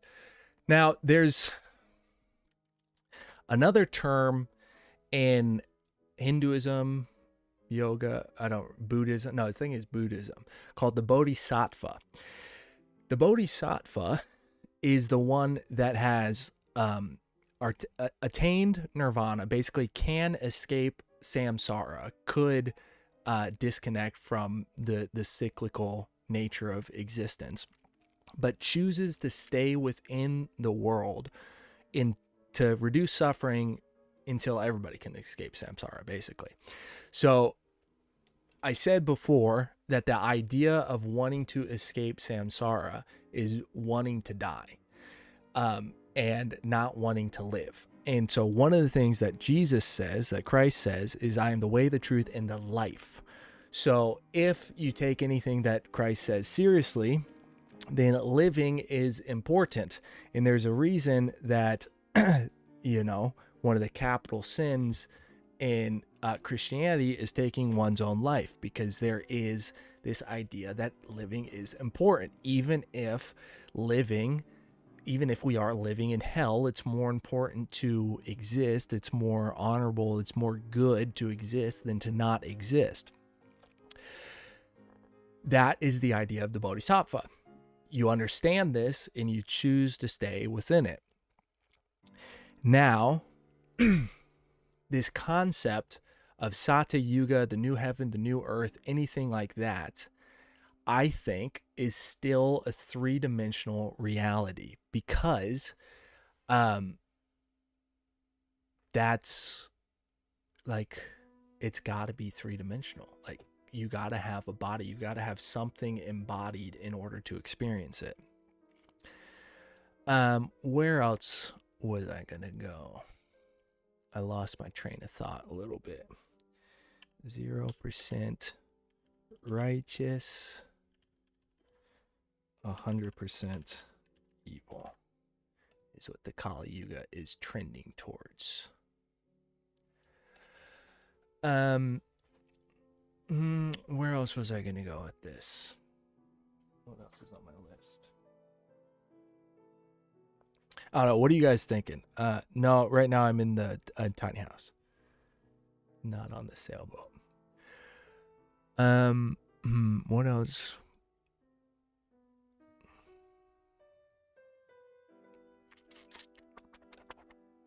Let's see.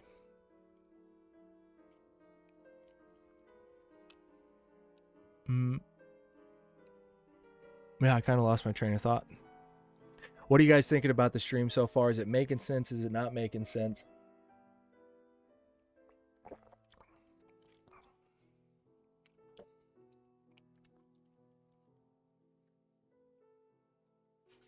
Oh, something else. I thought this was very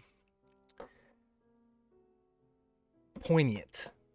Something that I learned was that I went one Christmas, I went to an Orthodox Christian midnight vigil for Christmas. So the Orthodox Christians, they do things completely different than Protestants, and they do things, I don't know exactly how the Catholics do it, but they do things different than the Catholics. And one of the things they do is they do a midnight vigil. So you go at 7 p.m., 8 p.m., something like that, and you stay on Christmas Eve, and you stay until midnight. It's like a I think you go at 9 p.m. It's like a 3-hour service or vigil. And it's very organized. They do the same thing every time. But one of the things that they do is about halfway through or 3/4 of the way through, everybody gets a candle. And you have this little candle made from beeswax.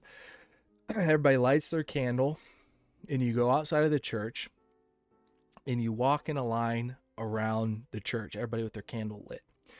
And you're supposed to keep the candle lit the entire time. Sometimes they go out, you relight it. But the symbolic idea of that, imagine that image, that event happening from a drone. It would be complete black, complete dark, and there would be all these dots of lights just going in a circle in the dark. And this is where the yin yang, the polar, the non-duality of existence comes back into play. Because in order to have light, you must have dark, right? In order to have the yang, you must have the yin. And so the idea is that each of us are a source of that light when we're living, and we are here to keep that light alive, to continue on the light. That's why the Zoroastrians, they have somewhere in, it might even be in Iran, I can't remember. They have a temple where they have a fire that is never allowed to go out. They perpetually feed this fire, and what that is symbolic of is the undying light, is representative of the undying light. And the Orthodox,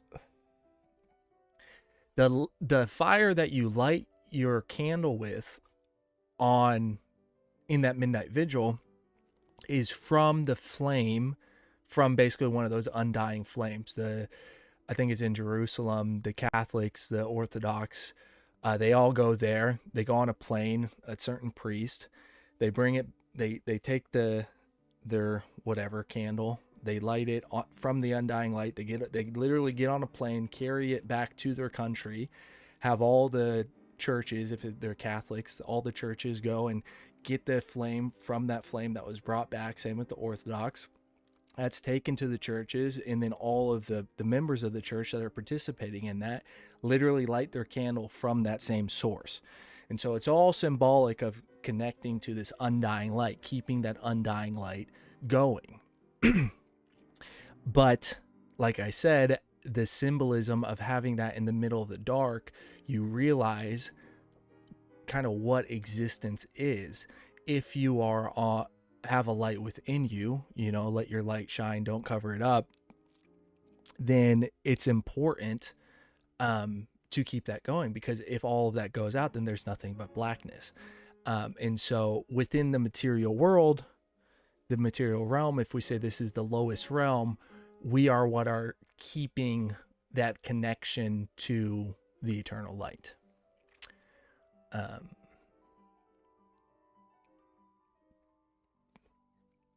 Yeah.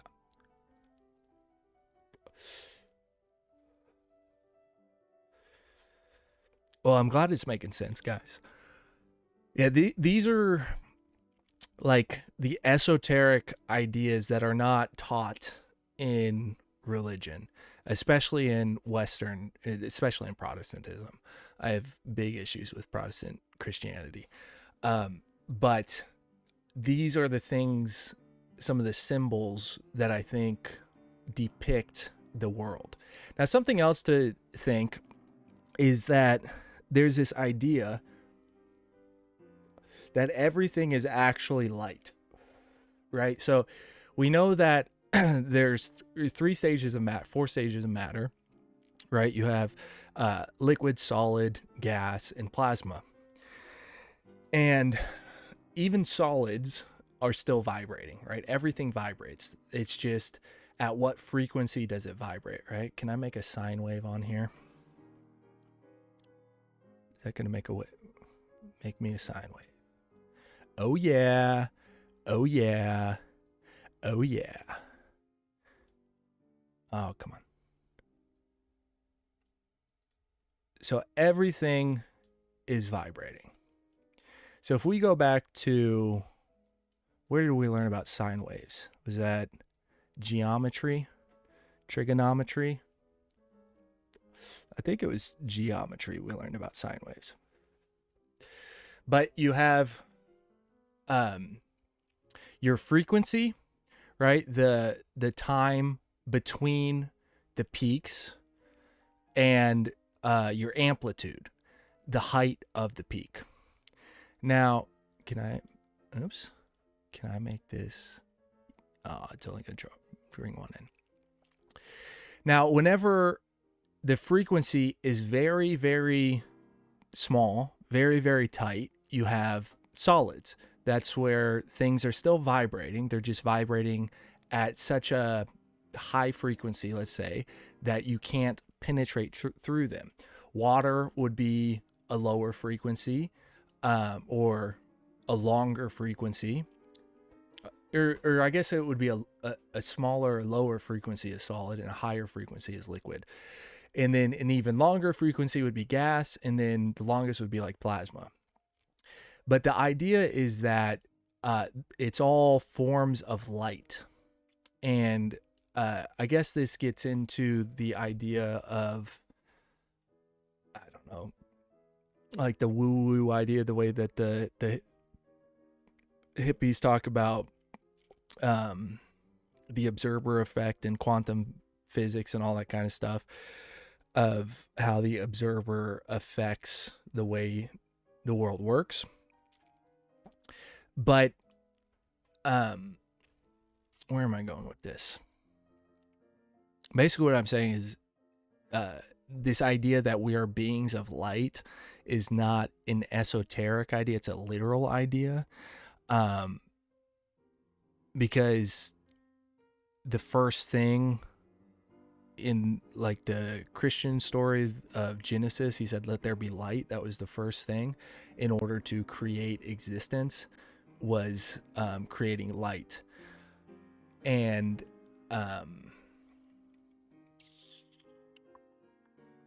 oh yeah, so if we go back to this idea that this nexus point, the wormhole that connects to the undying light, is where we get into this idea of like the holographic universe idea, that it's all light that is moving at different speeds and different frequencies, but it's a holographic projection. And so there's also an idea that, like, obviously we all need sunlight, right? Vitamin D is very important. But there's a group of people that believe that Christianity and every form of religion is just solar worship, which when we get into, let's see, photo of Jesus, right? He's got the halo. This is light coming out of his heart. He's got the halo. All the saints have halos. Now, I've got a few different ideas of that. One, I think, interesting to think about it is divine beings, of course, is one way to think about it. Another way to think about it is like a conscious being, because most of us live the majority of our lives unconsciously, whether we realize it or not. And the fact that we don't realize it makes it even more unconscious. And whenever you're conscious and aware, is whenever you have this light shining through. That's whenever you're, impacting your will, you're living out that soul pattern, and the light is shining through you. But whenever you're not doing that, you're an unconscious being driven around by desire or whatever you want to call it, right? They all have halos. That's one way to think about it. Another way to think about it is what I was saying kind of about the holographic aspect of it. If that if that aperture in the heart is wide open, then light literally shines through you. And that's where the idea of the saints, there's stories of saints glowing. Let's see what this comes up with.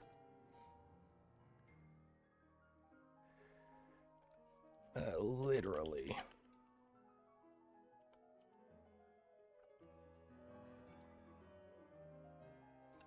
Right, so Moses was depicted as literally glowing.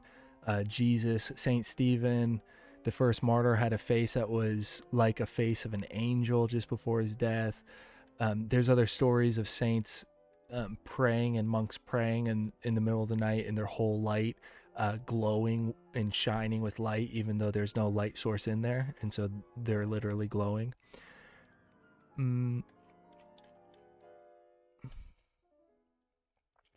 Let's see, what else do I want to talk about? I don't know if there's anything else I want to cover. I might have hit everything.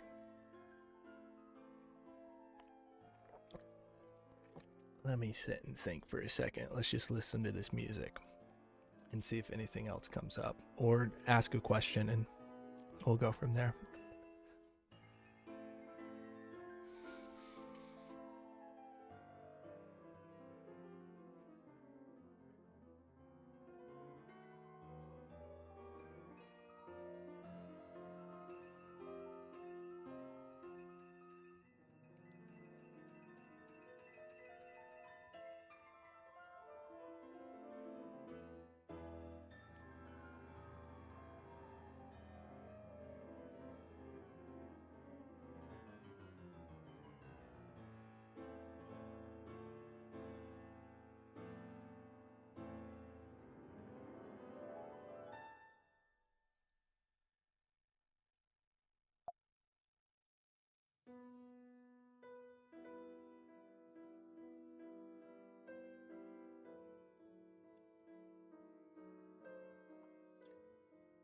So, this is something we can talk about. The Vitruvian Man.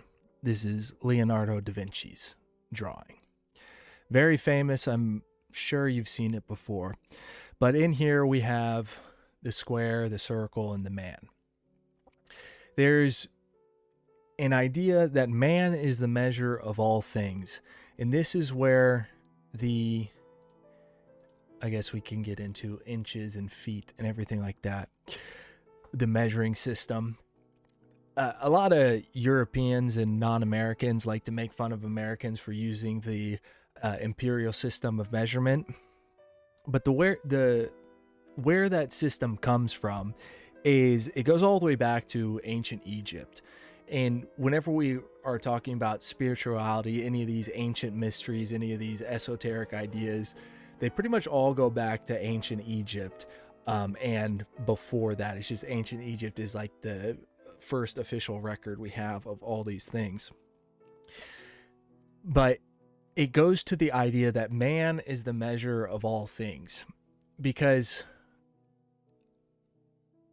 if man, if consciousness, if sentient beings are important and integral to the world, which they seem to be. I mean, man is at a different level of consciousness and intelligence than anything else on Earth. That's pretty clear. The closest things seem to be maybe dolphins or whales or maybe mushrooms, but those are not embodied in a way to develop ideas and creativity in the way that man is.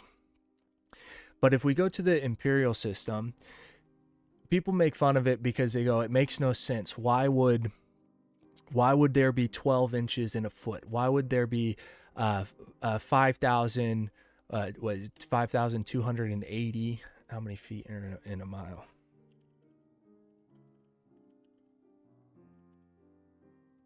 Yeah, 5,280 feet in a mile. That doesn't make any sense. Well, it all comes back to this idea that man is the measure of all things. And it goes back to an idea that we haven't talked about yet, but the number 12.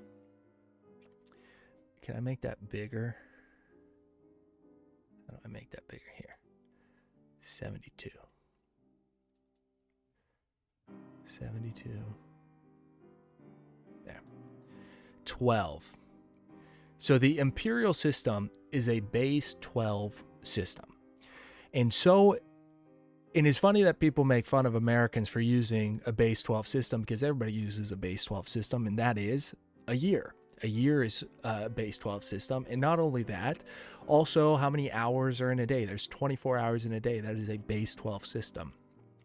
Now, the base 12 system is more practical than a base 10 system for multiple reasons. A lot of people think base 10 is easier because it has zeros in it, and so that makes it easier for people's brains. But the reason the base 12 is better is because of a third and a quarter. If you take 10 divided by 4, you end up with 2.5. If you take 10 divided by 3, you end up with 3.3333 repeating. But if you take 12 divided by 4, you end up with 3. And if you take 12 divided by 3, you end up with 4. So you have a better quadrant. Now, something else that is also a base 12 system is a circle. A circle has 360 degrees. That is a base 12 system. So why is 12 important? Well, other than the fact that it is more useful, how many disciples did Jesus have? Jesus had 12 disciples. How many zodiacs are there? There are 12 zodiacs. Now, whenever you take 12 and you do some like numerology summing, right? 2 plus 1 equals 3. And we said that 3 equals 1. And where does this apply? Where am I going with this? Where am I going with this? I don't remember where I'm going with this, but basically 12 is esoterically, it's an important number. I mean, every number is important, but think about this. This is just like an interesting thought experiment. The reason, like the metric system, the reason the metric system is base 10 is one way of 10 fingers. But also the Arabic numerals that we use, which the numbers that we use are Arabic, is a base 10 system. But what if we had a numbering system that was a base 12 system, to where it didn't, at 10, it didn't go into 11 and it went to a different number. And at 12, it was a different number. And then at 13, it was like 11. Does that make sense? Where the whole cycle of numbers started over again at 11 or at 13. But I've thought about that before, of like how different would that shape our consciousness if our whole numerical system was a base 12 instead of a base 10, because it would make, I think, a lot of things about existence a lot more intuitive, like, the months, the hours, the circle. But how would that translate into other mathematical discoveries, how we view the universe in general? I don't know, but it's something I think interesting. Asking because maybe that is the experience we are supposed to overcome in this reality, because two men don't have any more or less rights than the other. Then what gives anyone the right to tell anyone what to do? Might be a spiritual thing, overcome them in their courts. So that makes me think of this concept. And again, on the internet, there's a bunch of retards that talk about this, but the idea of the sovereign citizen, if you've been down some of the rabbit holes, you probably come across that. And you'll normally, whenever you come across that, you come across a bunch of morons getting arrested and then just being like, this is an occupied country, you can't arrest me. And it's like, dude, if that's true, why would you think they would even acknowledge that? Like, if the government is occupied and it's all a false government, why do you think they would acknowledge that and be like, oh, you're right, actually you're free to go? No, you're still imprisoned in the system. But the reason I bring that up is because there's this idea that back, when Washington and the Wild West and all that was around, that people in America were considered sovereigns. And what is a sovereign?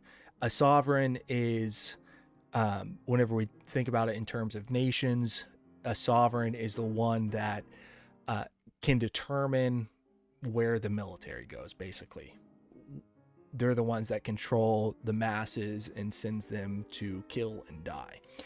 But whenever you think about it on an individual level, and this is the idea of why they were allowed to have shootouts in the Wild West, was because that they were sovereigns, and therefore if two sovereigns agreed to a fight, then they could do that because they had complete sovereignty over their own being. The problem with that idea of everybody being a sovereign is there's a few things wrong with it. And I don't mean wrong as in, let me just explain. So in the Kali Yuga, if this is the Yuga that we're in, and it's a degrading Yuga that is perpetually getting worse, and there's also ideas that there's kind of like recesses within the Kali Yuga, that there are like some golden age periods within it, and then it gets worse again until it eventually starts over to Sata Yuga. It's not all just downhill there. It's kind of like a roller coaster. So the reason I say that is like, it is a possibility that we could still, go up and have a good time. But if we are going in that direction where there are less and less righteous people, less and less conscious people, less and less spiritually connected to that undying light people, then having everybody have sovereignty would be horrific, because we know what anarchy looks like. And humans in the current era that we live in, if there is no governmental structure, things would just be chaotic. Like, the unfortunate reality is the vast majority, well, maybe not the vast majority, but there's a good portion of the masses that cannot be trusted with sovereignty, basically. Like, you can look at Chaz, when that happened in Seattle, like, they're complaining about police brutality, and then they had a higher rate of police brutality within their whatever they called it, Chaz, than the police do. But I do agree that part of the human path, as far as the spiritual path, is to develop that sovereignty and to be a person that can do that. I just don't think that, as far as structurally as civilization goes in our current day and age, that should be implemented. That's something that people need to work towards individually. And then in theory, if you had a populace that attained that level of consciousness, whether you call it Christ consciousness or whatever, then maybe they could get together and have a country where they have, sovereignty, or maybe like a commune, or a whatever they call it, like where a bunch of families get together and have homesteading, something like that. Maybe you could have that. But I do think that is part of the path, and that would be discovering what your soul pattern is and how to live that out, so that it's an authentic expression of the undying light. Because another thing to think about with this idea of the monad, everybody being connected, and what I said before about all these different squirrely cues being like a different person, but each one being unique. If I were to attain theosis, let's say, and you were to attain theosis, we would still both interact with the world differently, because it would be my soul pattern expressing that, and your soul pattern, which is different from that, expressing that. And that's what would makes the beauty of the individualization and the ego consciousness. So something that I've been thinking about recently and listening to some people talk about is that ego consciousness is actually a higher form of consciousness, but ego consciousness is not how most people think, because they don't know what the ego is. Ego consciousness would basically be your soul pattern expressing itself in you embracing your individuality while living in the world. So you're still living in the world for the good of people, the good of everybody around you, and the good of yourself, because what's it said in the Bible? Love your neighbor as yourself. So that means you have to love yourself, and you have to love yourself like completely and wholly and correctly, and that's how you're supposed to love your neighbor. It's not a self-sacrificial love in the sense of you're not benefiting them at the expense of yourself. You're benefiting them for their benefit and your benefit. And this gets into like a form of selfishism too, where I think that selflessness, the concept, isn't actually possible. I don't think it's possible to not be selfish, because even the idea of heaven is still a selfish idea, because you'd be the one experiencing it. And so it's you're either masochistic or kind of hedonistic. And I don't mean hedonistic like you're just gonna like drink and fuck and do all that kind of stuff. I mean hedonistic as in you're either moving towards a world with less suffering, or you're moving towards existence with more suffering. I think those are the only two options. And so to be good, in theory, to love yourself and love your neighbor as yourself would be moving towards a world with less suffering, which in my mind, I understand a lot of people don't see it this way, in my mind would still be like a form of hedonism. I'm not saying it's wrong. I think it's right. I think it's correct. But it would be like the holy form of hedonism, if that makes sense.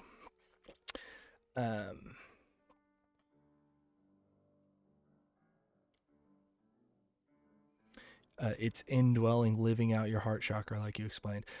Yes, I think so. I think that's like, it all just kind of goes back to that, and the metaphysical aspect of it. The numbers and the symbols are interesting to talk about, and they're helpful to use as visualizations and kind of get some ideas of the fundamentals of it. But just like if you learn how addition works and you learn how subtraction works, it's not useful in a concept. It's useful if you can apply it. And so some of these symbols and ideas are just abstracted, and you have to actually figure out how to apply it. So for example, like this idea that infinity equals 1, like how would you use that as a concept that would actually be helpful to your life? Well, a way that you could do that is by understanding, well, we are all one and we are all connected, and it is all one thing. So if I am it's the idea, if I'm harming somebody else, I am actually harming myself as well. Not just in the idea of like you're harming your character and your soul and becoming more evil, if you want to think about it like that, but also literally like if two of your cells in your body start fighting, you as the human would be being harmed, unless white blood cells, whatever the analogy breaks down. But the same idea, if the whole is a body, then you would want to be living in harmony with that to be serving the greater whole. I challenge you to listen to the link I posted and come back to it. I don't see a link that you posted. Where did you post it? What else? I think I'm almost ready to wrap it up.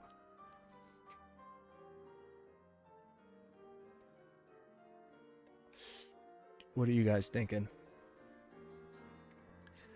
What else can I talk about? I think I kind of covered most of my bases. I'll think about it more off stream. If there's anything else that I want to talk about this, maybe we can have more streams in this same vein. But I think this kind of covered a lot of the ideas. Well, here's something else. So this idea that I said before about the Father, the Son, and the Holy Spirit in heaven and earth, right? So if we go into the idea of as above, so below. So this is an idea that a lot of people just pin on Satanists, and they say that the whole concept is satanic because Baphomet, has the hands like this.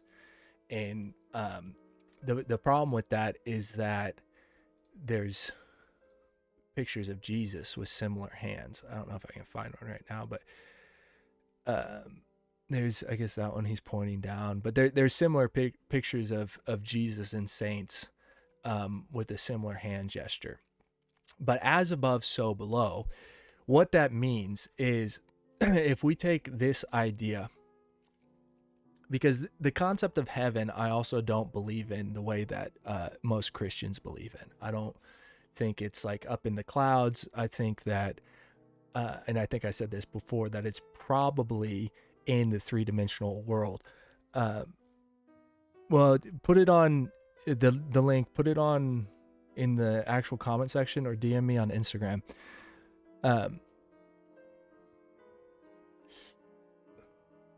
But there's an esoteric idea, right?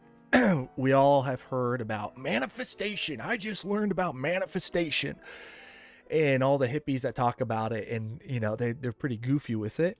But there is an aspect of that is functionally true with how reality works. So if we take, for example, where I'm at right now, I'm in the tiny house that I built. This tiny house, it's a unique design that I designed. I spent years designing it. I made a 3D model, and then I went and built it. But it started as an idea. It started in the mental plane. It started in my mind.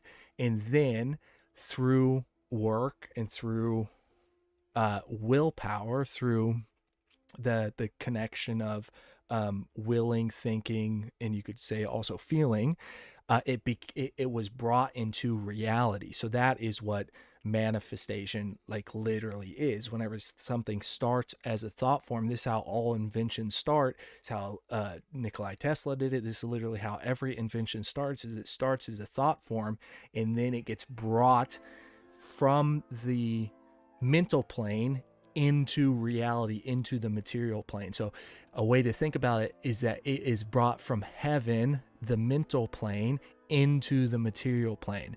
And this is where we get into an idea from the Kabbalion, not the Kabbalah, different. The Kabbalion is that there's this idea that all is mind, all is mental. And it connects to the idea of the monad being that everything is connected, but it goes into the holographic universe idea that I briefly mentioned before, in that the material plane is a projection of light coming from the mental plane, the original source, the original source of that being the undying light, the creator God who spoke light into existence. And so another way to think about the cross is that it's a symbol of you, your head, your feet, and your hands, in that your head, your thinking, your imagination is literally connected to God. Like that same imaginative force is the same force. It's just in a different degree. It's the same force that created existence.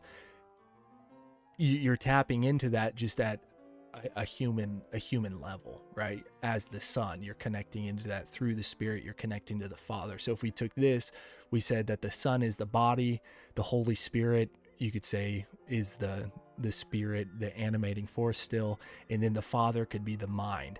And so through the Spirit, you connect to the mind, and you take the mind through the Spirit to animate the body to bring something into existence. So this idea of manifestation that everybody talks about, it is true. It's fundamentally how the world works. It's just not how people think about it. But in order to bring something into existence, you must first bring it into existence in your mind. That's why, in order to change your character and change your persona, you have to start in the mental plane. You have to start with your thought forms. And the thought forms you can control. If you meditate, you realize that thought forms appear out of nowhere. It seems like you can't control them, but obviously you can control them because you have imagination. And this is something that Manly P. Hall talks about. Manly P. Hall was a 33-degree Freemason, but he was on the right-hand path. He was a right-hand path Freemason, opposed to Crowley was a left-hand path. And we can get more into that because, yeah, that's a whole nother conversation. But he talks about how the imagination is connecting to the Christ force. It's the same thing. It's basically the same idea as what I was saying, is connecting through the heart to that undying light. The imaginative force is a similar aspect of that connection to the divine.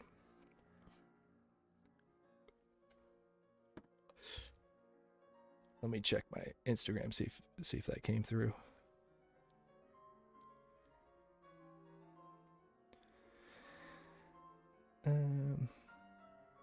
No, nothing yet. Or wait, was that you? No. Nope. Yeah, so fundamentally that is how it works. That's why Jesus talks about you need to clean the inside of the cup before you clean the outside of the cup. And that's obviously an analogy, right? Or a metaphor, because Jesus spoke in parables. And he spoke in parables because he said, for those who have ears, let them hear, and those who have eyes, let them see. And the reason he spoke in parables is because it's not for everybody to understand. You have to come to these ideas, like you have to find them, or they have to find you, because not everybody is ready to be moved up in levels of consciousness. Everybody is on their path, if you want to call it karma, whatever. Everybody is on their path in their lessons that they need to learn, and not everybody is ready to move out of these lower levels of being. And that's just how it is. They can still move up and down, but maybe it's their path that they stay down here for more lifetimes, whatever, for reincarnation. I don't know if reincarnation is real, whatever, but it's not everybody's path. So he spoke in parables, and he said that you need to wash the inside of the cup before the outside, because in order to act righteously, if you want to say it like that, in my concept of righteous is also a little different than other people's. I don't think of it as a form of like good and bad deeds necessarily. I think of it more in the way that Patrice O'Neill talked about it, which he was obviously not like the best dude around. He lived a pretty degenerate life, as most of us do, pretty much all of us do. But the way that he used the term righteous was, and he wouldn't say it like this, but basically like, is it in line with your soul pattern? Is it authentic to you? Like, are you doing something because it's righteous to you? It's what you want to do, but not want in the superficial sense, like want, need. Is it an authentic expression of who you truly are, of that soul pattern? And so, what was I just saying before that? Oh, so in order to, you need to wash the inside of the cup first, so that the inside is pure and clean, so that what is being expressed outwardly can also be clean, because it starts on that mental plane. It starts on the internal plane. You cannot, like if we use the idea of inventions, if the imagination of the invention is all dirty and not well thought out, whenever you bring that into reality, it's not going to function correctly. So that image has to be purified in the mind before it can come into reality. So you have to do that with your own character, with your own person. And how you do that is relatively simple in concept, harder in practice, of course. Like, one, you have to be able to still your mind so that you can come to stillness, right? Like, be still and know that I am God. That is a passage of scripture that people meditate on. Be still and know that I am God. Why is God called the I am? Why is that part of our everyday language? I am. Why did they want to kill Jesus? Because he said I am. Things to think about. But once that stillness is achieved, then you can go from there and start injecting or creating from that place and cleaning from there. But it has to be still first, and then, you know, through positive self-talk, all those things that sound very cliche, that's where you move.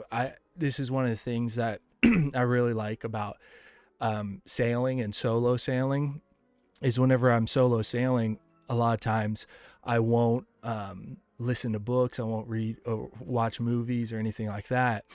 And or maybe I will listen to books, but it's very intentional, because one of the unique opportunities about being out at sea alone is that you get to completely curate what enters into your consciousness, and whatever is not curated is literally nature. So every day we wake up and we're bombarded by all sorts of things enter our consciousness that we are not in control of, right? If you interact with another human, anything they do, you're not in control of. And then on top of that, we have advertisements, media, everything. And so all those things, you are not, they're entering into your consciousness, whether you want it to or not. But whenever you're out at sea, the only things that are entering your consciousness against your will is literally nature and the boat. But the boat at that point sailing is basically a part of nature. And so you have a unique opportunity, if you're not distracting yourself with podcasts and books and everything like that, to completely curate the things that are entered into your mind. So if you want foreign influence to enter into your mind while you're out at sea, you go and you pick up a book and you go, okay, now I'm going to allow this thing to enter my mind. Other than that, you can completely control your thoughts. It's easier said than done, but it's a unique opportunity, which is why I think they're called like Vipassana retreats have become popular in the last 10, 15 years. I haven't heard about them as much in the last 5 years, but it's a meditation retreat, a silent retreat where like 10 days you go without speaking. And they also have dark retreats where you wear a blindfold and there's no light that enters your eyes and all that kind of stuff. But the reason that they do those things is it's the same idea as solo sailing, just in a group form. Like, yeah, you stop speaking to get the stillness, the quietness inside, because, that's what everybody says. In the stillness is where you hear the voice of God, everything like that.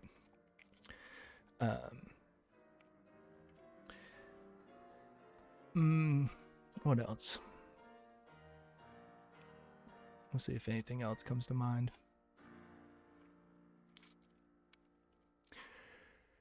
Anyway, I hope you guys have been enjoying the stream. And yeah, it's a little different, a little chill hangout. Esoteric chill hangout.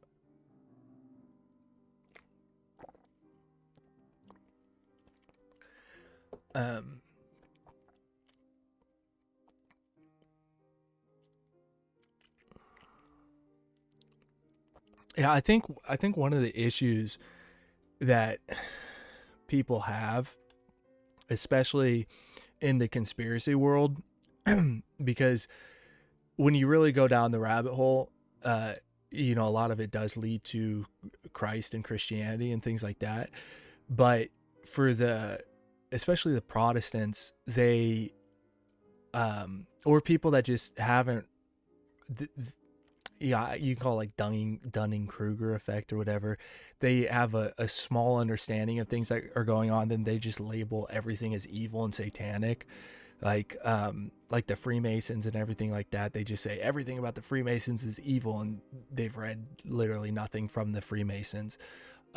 It's like nothing is all evil. Like even somebody like Hillary Clinton, she's not all evil. She does a lot of evil stuff, but she also does good things. Like, she's still a person. She still has this polarity within her. And yeah, she probably leans more evil and it does really evil things, but she also does do some good things. I mean, she's got kids and a husband and a family and friends. And so to them, I'm sure she does good things for them. And it's like that with any evil person in history. You can look through their actual life and things that they've done, and you go, oh, they did do some good things for some people. Yeah, they were evil and they did a lot of bad things, and maybe overall they were an evil person and should be, held accountable for those things. But there is no, like, it's very, maybe it is possible, but it's very, very, very rare that somebody goes purely in one direction and then becomes that their entire life. It's always a back and forth, and that's just how it is. It's a crazy world that we live in, that dichotomy, but that's who we are. We can embody Lucifer, Christ, and Satan. That's part of the human experience. We have both the yin and the yang. We have the light and the dark.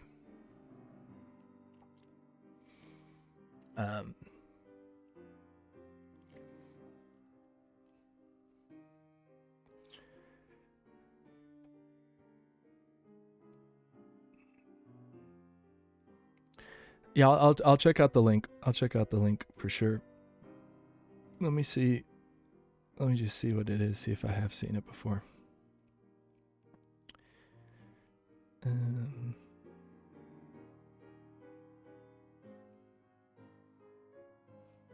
Oh, it's not gonna let me open it on my phone right this second. Oh, there it is. Let's see what.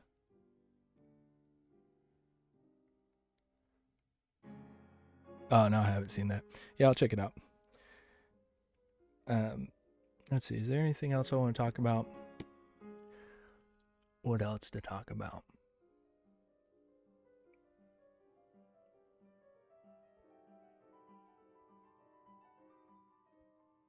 Oh, something else.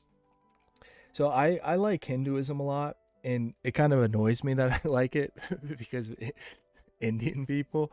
But the Hinduism has, and also the hippies, like the way that hippies talk about Hinduism really just annoys me. But if you go through Hindu ideas and actually read the texts, because the reason I got into studying Hinduism is because it's considered to be the oldest religion on earth that's still practiced, right? Like, you could say maybe the ancient Egyptian religions are the oldest or whatever, but that's like still currently practiced, considered a religion. Hinduism's considered the oldest. It's over 3,000 years old. And through reading it, I saw a lot of similarities with Christianity, which I did not expect. So something else that I talked about. So this concept of the Father, the Son, and the Holy Spirit is the Trinity. So in Hinduism, they have the Trinity, and it is, the equivalents are, come on, are you gonna let me type? Brahma,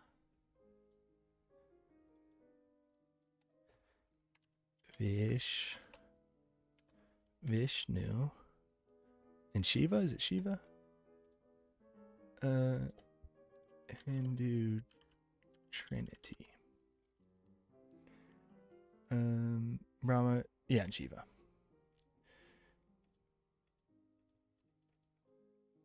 And Shiva. So the way that they conceptualize it is different. So,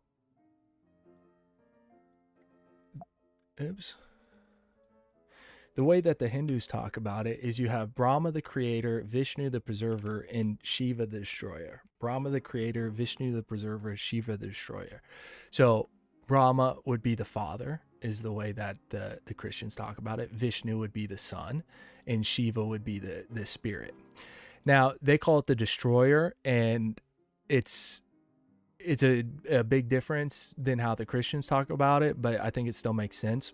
But we're going to focus just on these two for a second. So Brahma the creator the way that it's talked about in Hinduism is basically like the monad. Like Brahma is the monad. It's the source from whence everything came. It's the same with like all creation myths, right? Like a lot of creation myths, you have um, like a singular God, and then he creates the universe from him, right? Like some it's like an asexual reproduction is the way a lot of religions talk about it. Even like native um, um, oral traditions, things like that. So it's very, very similar to the Christian idea of the Father. And then Vishnu, the preserver. So one of the ways they think about it, the creator of the universe, the preserver of the universe, and the destroyer of the universe. Or like entropy, the destructive aspect of the universe. But the reason Vishnu is really important is because in Hinduism, Vishnu has multiple incarnations. I think 10 incarnations throughout time. And in the Mahabharata, which takes place like right here, like right at the start of the Kali Yuga, Vishnu incarnates as his avatar. So the avatar is just the human body, right? The spirit, the soul pattern would be Vishnu, and then the avatar, the human body, would be Krishna. And same idea with like Christ. The spirit would be the soul pattern would be the Son, and then the avatar would be Jesus. But in the Mahabharata, he incarnates as the avatar Krishna, which I'm sure you can already see some similarities. Krishna and Christ, very similar sounding. Now, and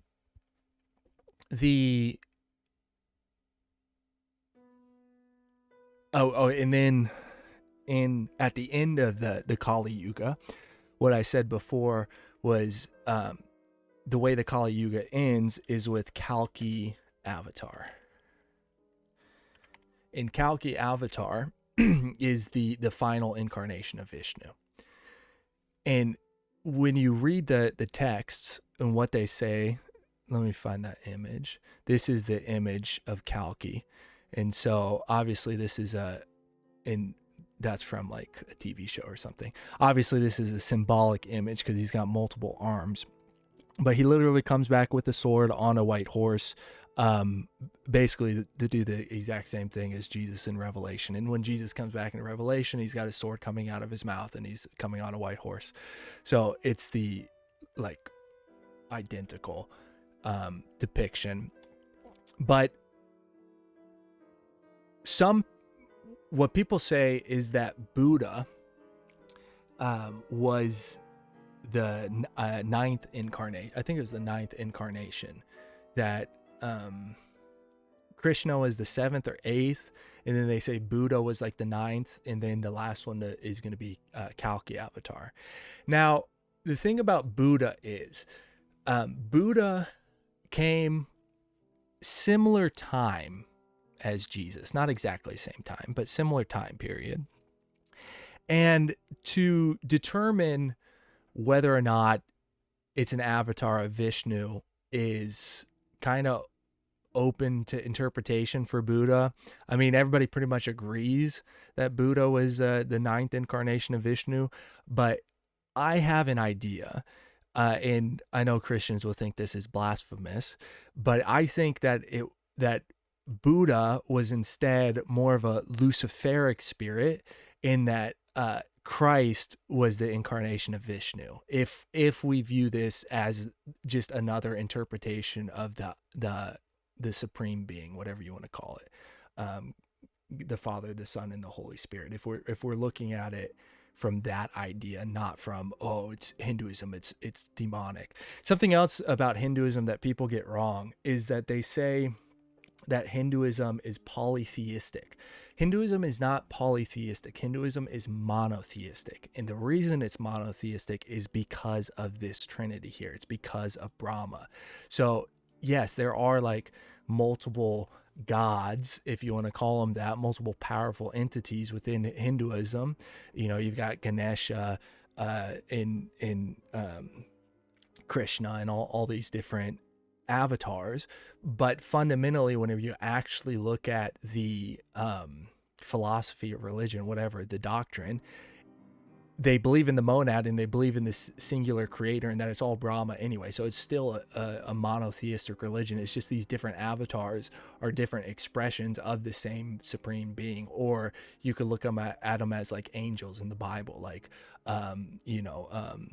Archangel Michael and Gabriel and things like that. It's very similar idea, but people think, oh, it's polytheistic. It's like, it's actually not polytheistic whenever you really look into it.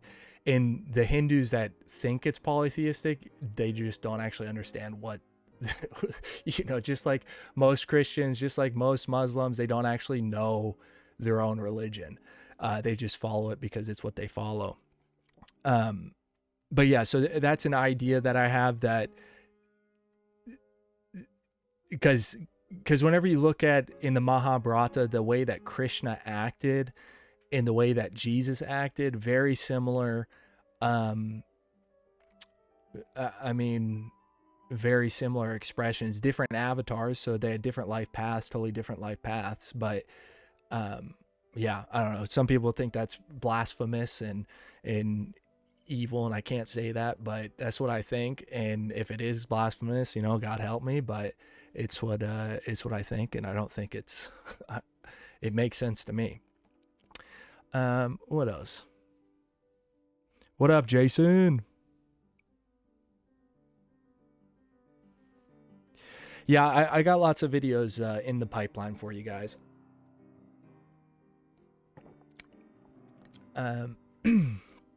What else? What else?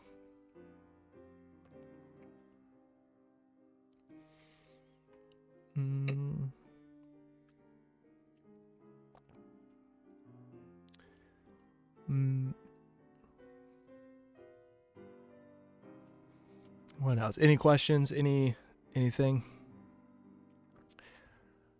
Let's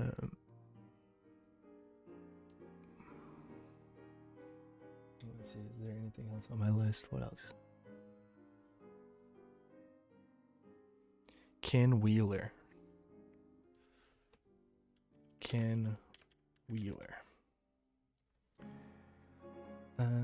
Who is a Buddhist photographer? Oh, that was the other thing I was going to say. Because I said before about the idea of like Buddhism, the idea is to escape samsara.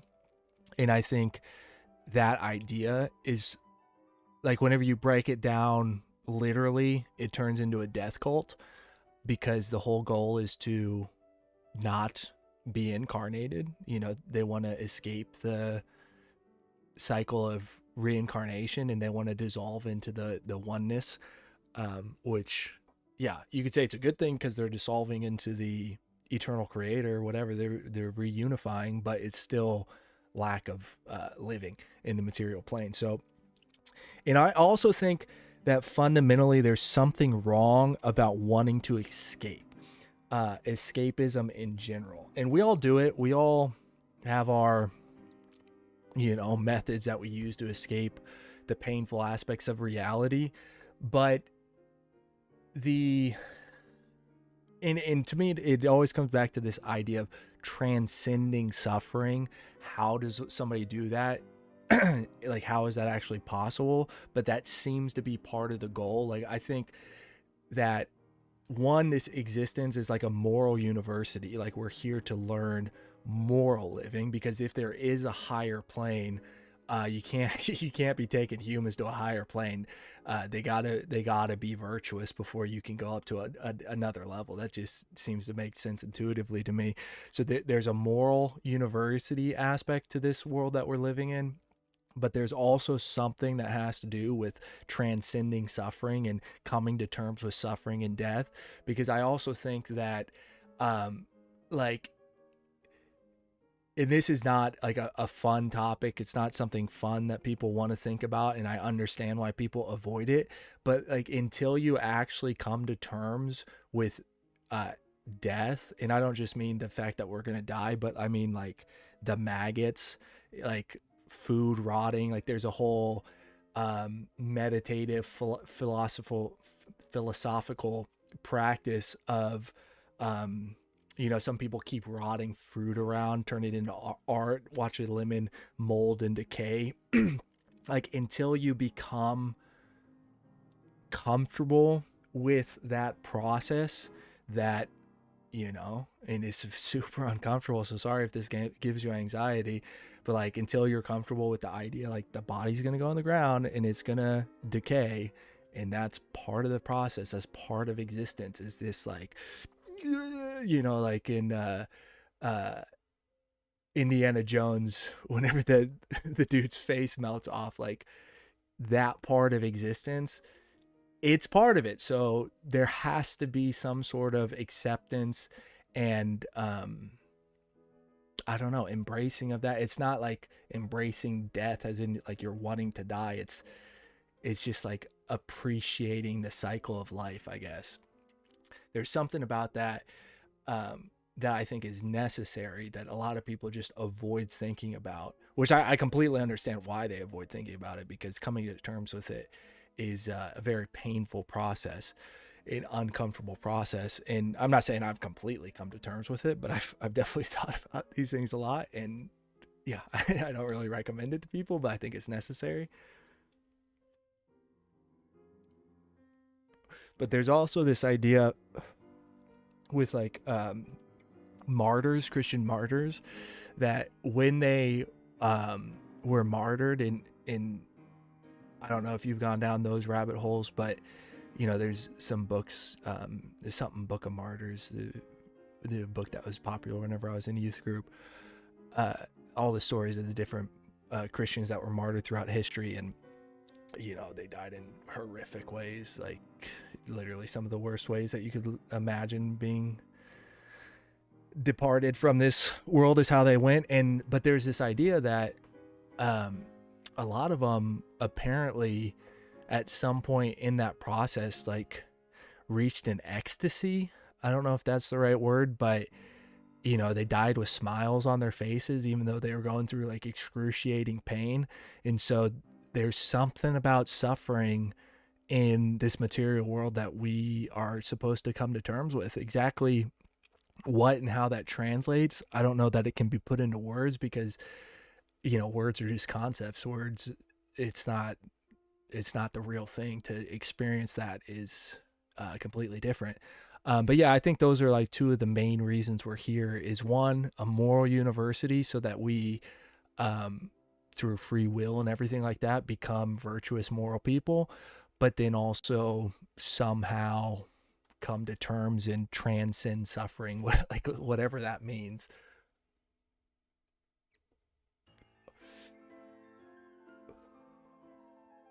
Oh, there's something else I was going to say about that.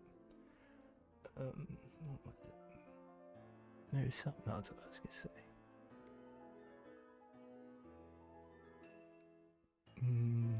Transcending suffering. I don't remember. Maybe it'll come back to me. If I start rambling about something else, I'll probably remember. What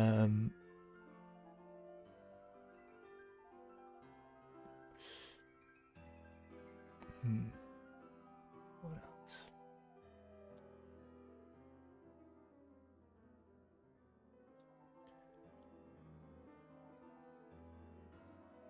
There's other symbols that I want to talk about at some point, but I can't remember what they all were at this moment. And I really want to read Rudolf Steiner, because apparently this idea that I went through before about, good and evil, but then that folding out and being a 3-part in the middle path, this idea, apparently that's a Rudolf Steiner idea. And Rudolf Steiner, I guess, was a Catholic mystic, so he was Catholic.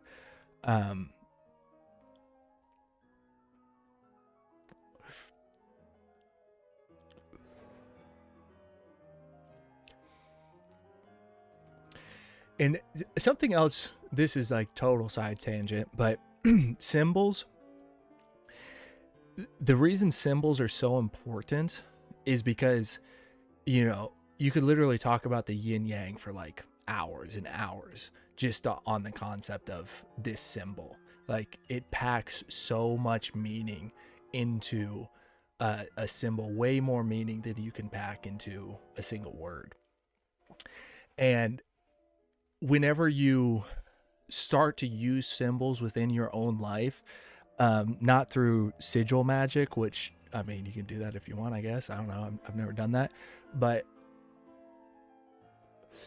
through having your own idea and understanding of symbols, I mean, your journals and stuff are going to look like a schizo, but you can write things with symbols in it to convey messages to yourself in a way that you'd have to write like 40 pages, but instead you can just write a symbol down. And there's this idea with like dream journaling. Instead of, you know, I don't know if you've ever done this, but you like wake up and you try to write down your dream, and you sit there and you're writing for like 45 minutes and you've got 2 pages and you're like, what? I didn't even get through half of the dream yet. There's so much that was in that dream. Instead, what you can do is you can basically draw a picture with symbols, and you can like encapsulate that whole dream meaning. And then you, in theory, if you can remember, you can go back later and look at that picture of symbols and actually remember the dream more vividly than just through the words. Because linear writing, linear language is, it really pales in comparison to symbols, which is why Egyptian hieroglyph, like the idea that the Egyptian society, the Atlantean society, was so much higher in sophistication is like one of the reasons they used hieroglyphics. And it's kind of the same idea with the Chinese, with how they use symbols, because Mandarin is like a symbolic language, that you can convey significantly more information much quicker through symbols. So understanding fundamental symbols is super important. And this is also something that a lot of people, but again, especially Protestants, don't understand about Catholics and Orthodox, right? So, you know, they always say these Orthodox, they have all these idols and images, and that's wrong. You should never make a graven image. But the way that they view images is not like the way that the average American or Protestant views images. So if we take, for example, you know, one of these photos of Jesus, they don't, you know, somebody that doesn't understand will be like, well, they worship these photos because look at what they do during their, not their vigil, what do they call it? Their service. They've got a term for it, but look at what they do. They go up and they kiss the feet and everything like that. And they have these altars with Jesus, and they kneel and bow before this altar, and they pray at these altars, and it's all satanic. They're praying to these images, but that's not what they're doing. The way that they view an image is they understand it's an image. They look at it as a window through the divine. The way that you're supposed to look at these images is you look through them. You don't look at them, you look through them. You look beyond them. You look at them as like a portal. And that's what artwork is. Like you shouldn't be looking at artwork as an image. You should be looking at it as a portal, because any type of artwork, any real good artwork, the imagery portrays so much more than the paint on the canvas. The image, like if we take, you know, one of the ones I like, I'm going to spell his name wrong. Hieronymus Bosch. Come on. It's going to get close enough. Give me close enough. Oh. Hieronymus Bosch 3-panel painting. Oh my gosh, my typing is out of control. Okay, let's try this. Painting, paradise, hell. There it is. How am I supposed to remember how to spell that name, bro?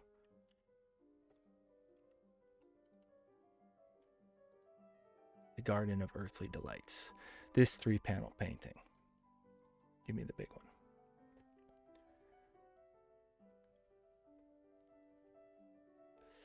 Come on.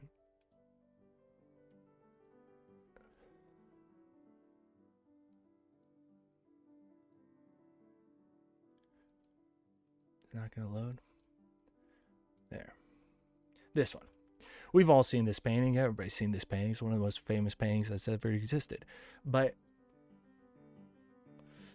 when you look at it,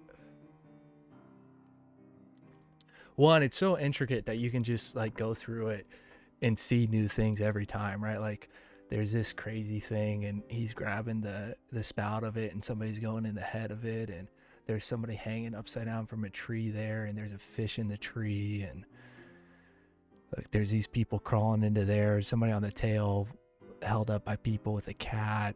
Is like there's a little kind of version of paradise, the Garden of Eden, and here it's so angelic. Everything seems kind of in harmony. It's a bit more chaotic, right? Like you got some pollution, and this looks disordered, and there's some crazy stuff going on, but there's also these little pockets of niceness, and then this is just absolutely horrific, like nightmare fuel level horrific. But when you look at it, you look through it, and so you can go through and see all the little things, but if you sit and just like stare at it, you start to feel the painting, and you start to like the way my mind, like I get flashes of like the world that we live in, the way that it translates into reality. Like I can't even put it into words because it comes in like different images. It's like going into a different world. Like being transported it's literally a window that if you look at it long enough, you literally go through it. It's like a portal. But that's how the Orthodox use these icons, and they call them icons because that's what they are. They are icons, just like an icon on a computer. The icon is just a little image that opens up to the bigger program.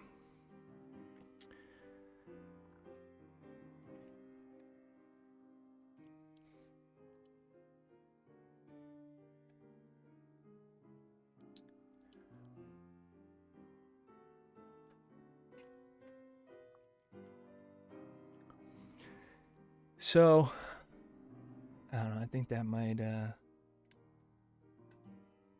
be it for this one. Good, nice, chill stream. If you guys have any questions, ask them, and I'll read the chat and see what's going on. But I don't know if I have. Oh, so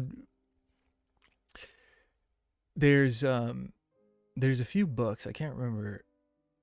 I think Carl Jung has a book about symbols, and then another really interesting book, which I've got the big one, is Manly P. Hall. I like Manly P. Hall a lot. But whenever you get into his life and his death, it's like super kind of creepy. What's it called? What's it called? Everything book.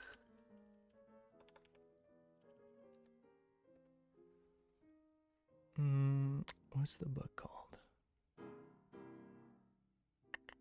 Yeah, Secret Teachings of All Ages. That's what it's called.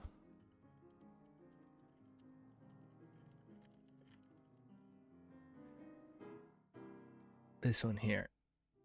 There's the big book with all the nice imagery and the nice writing, or you can get the small cheap one that's affordable. But it's a book that it goes through kind of all the different religions, all the different symbols and everything like that, and it's got all these very like really nice paintings, but very symbolic paintings, and he explains like what all the symbolism means and everything like that. But whenever you go through those types of things, what is this one? Oh, is that just a book? Yeah, these.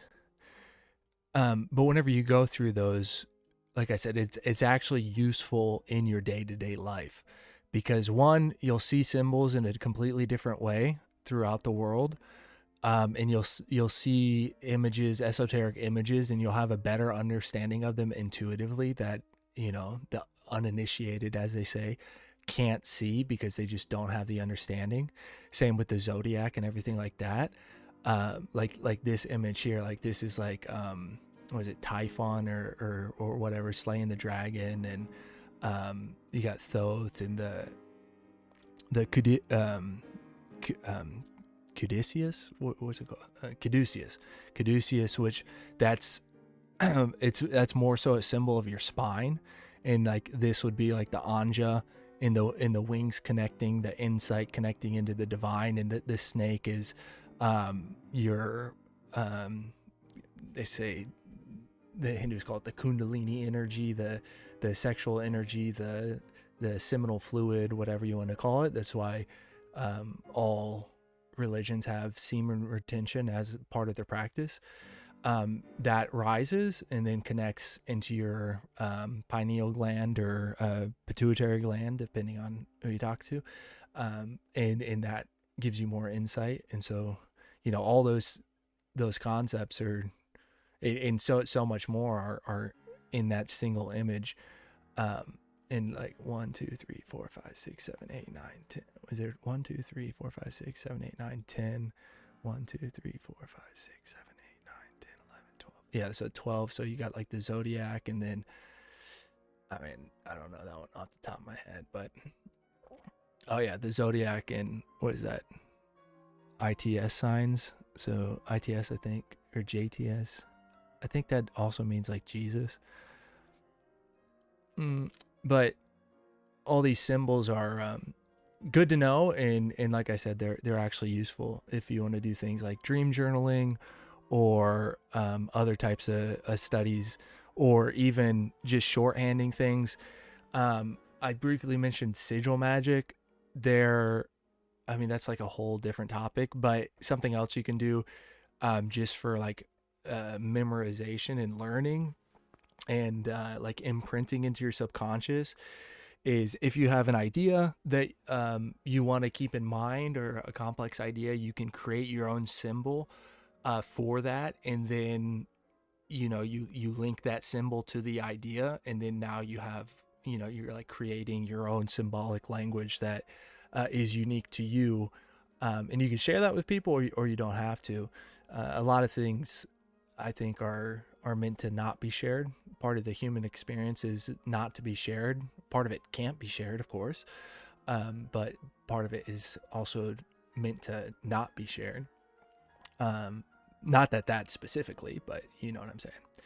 So yeah, symbols, super important, super good to use in your life, and very helpful. Even for things like a test, learning for, if you're trying to get a cert for something, or going through some type of program, you can use symbols to help your retention and learning and understanding of things. Like if I think about boats and sailing and captains and everything like that, or even driving a car, like there's symbols all over the road. You need to know those symbols. And the reason they're symbols is because they express so much more information. So yeah. What else? Any questions? Any notes? What about the mandala? Well, I think the mandala, let me pull up a mandala. So the mandala is a symbol that is in every religion. And right there we had the Buddha in the mandala. Where'd it go? Here. Oh, that's Vishnu. Oh, that's Vishnu in the mandala. So that would be the Vishnu, the preserver. Inside of a mandala, 1, 2, 3, 4, 5, 6, 7, 8, 9, 10, 11, 12. 12. So you got kind of a zodiac thing going on there. And then, oh, that's interesting. You got 3 here, 2 here, 3 here, 2 here. And then you got more going on around there. Where these other mandala images. Same idea. You got like the womb realm mandala. The center square represents the young stage of Vairocana, surrounded by 8 Buddhas and Bodhisattvas. So yeah, obviously there's a ton of symbolism within this that I wouldn't be able to explain to you because I don't know who all these figures are. But the mandala is, if you look at cathedrals.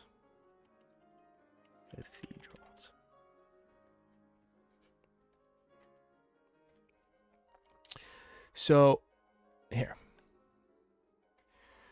if we look at this window here, that's a mandala. And this one here is a mandala. But if you look, they're different.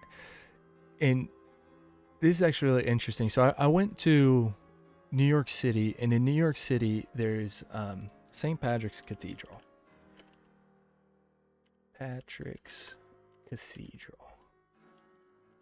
Really, really nice cathedral. If you ever go to New York City, highly recommend going to St. Patrick's because it's exceptional. And cathedrals are pretty much always in the shape of a cross.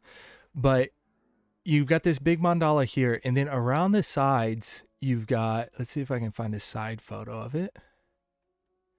So in each one of these archways are also mandalas. But each mandala, if you look at them closely, they're all actually different. And when you look at, what's it called? Mandala sound.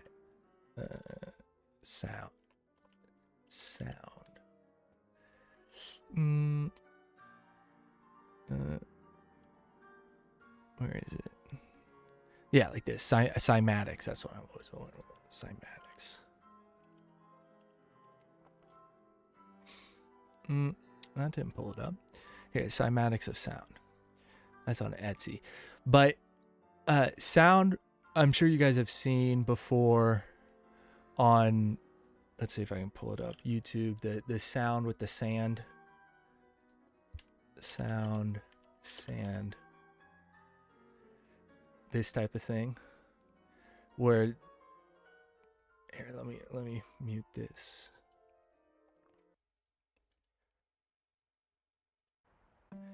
You know, they run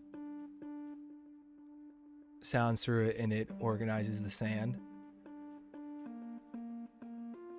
I don't want to get hit with copyright on that, so and some of the, well, what's he saying? Some of these frequencies create like perfect mandalas, and if you are actually to do a big enough plate, it would basically create a perfect mandala. And so what I noticed on St. Patrick's, whenever I was walking around, like they have these mandalas like this and all these ones. And I said that in all these little windows, there's mandalas, but they're all different. And so I don't know how you would figure this out, but if somebody went and took photos of all those and figured out what frequencies they align with, there's some sort of code within these windows. I don't know what it is, what it means, if it's just a hymn, if it's what, but you know, it gets into kind of the conspiracy about like, why are all the bells gone? And you know, we got a bell here. In you know, bells driving away demons, all that kind of stuff. And during the World Wars, they got rid of all the bells. And why did they do that? You know, hundreds of thousands of bells they destroyed.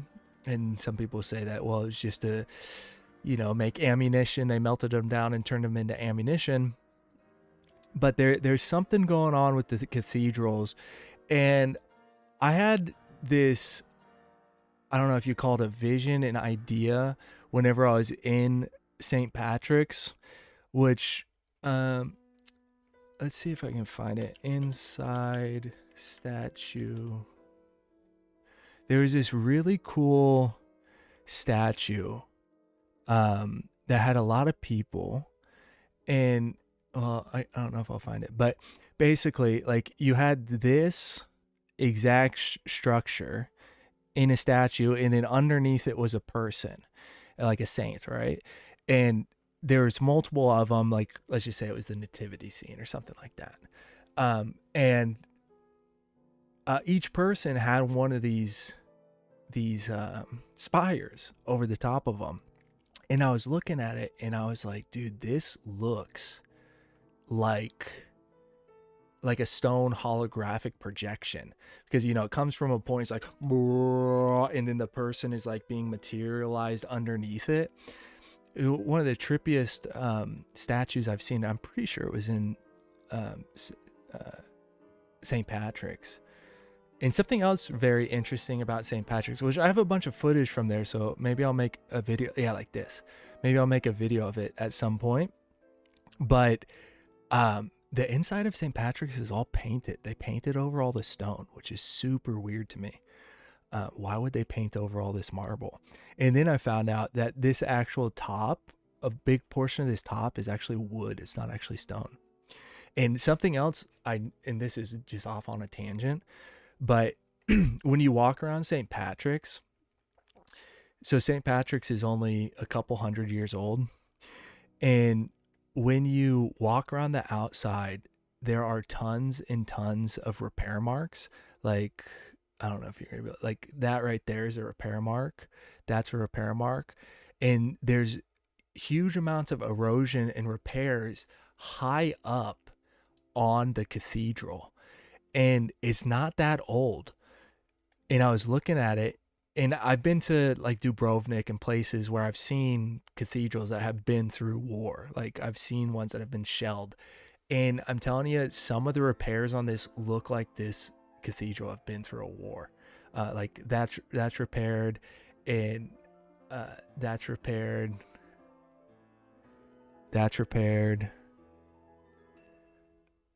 I don't know. Maybe it's natural erosion from just a couple hundred years, but to me, I don't know, it looked like it had been through like a legitimate like shelling. But anyway, what I was saying about like this, like this image where you got the people and then you've got this kind of mandala portal type of thing above them. Just, it looks very esoteric holographic universe kind of thing to me. But the mandala, like I said, about the seismatics, or whatever the word is for the sound shape in the windows, like all these, is one aspect of the mandala. But then the mandala also is just a classic representation of existence. So one of the ideas in, I think it's Buddhism, the lotus flower, right, is a mandala, and it's a similar representation of the monad.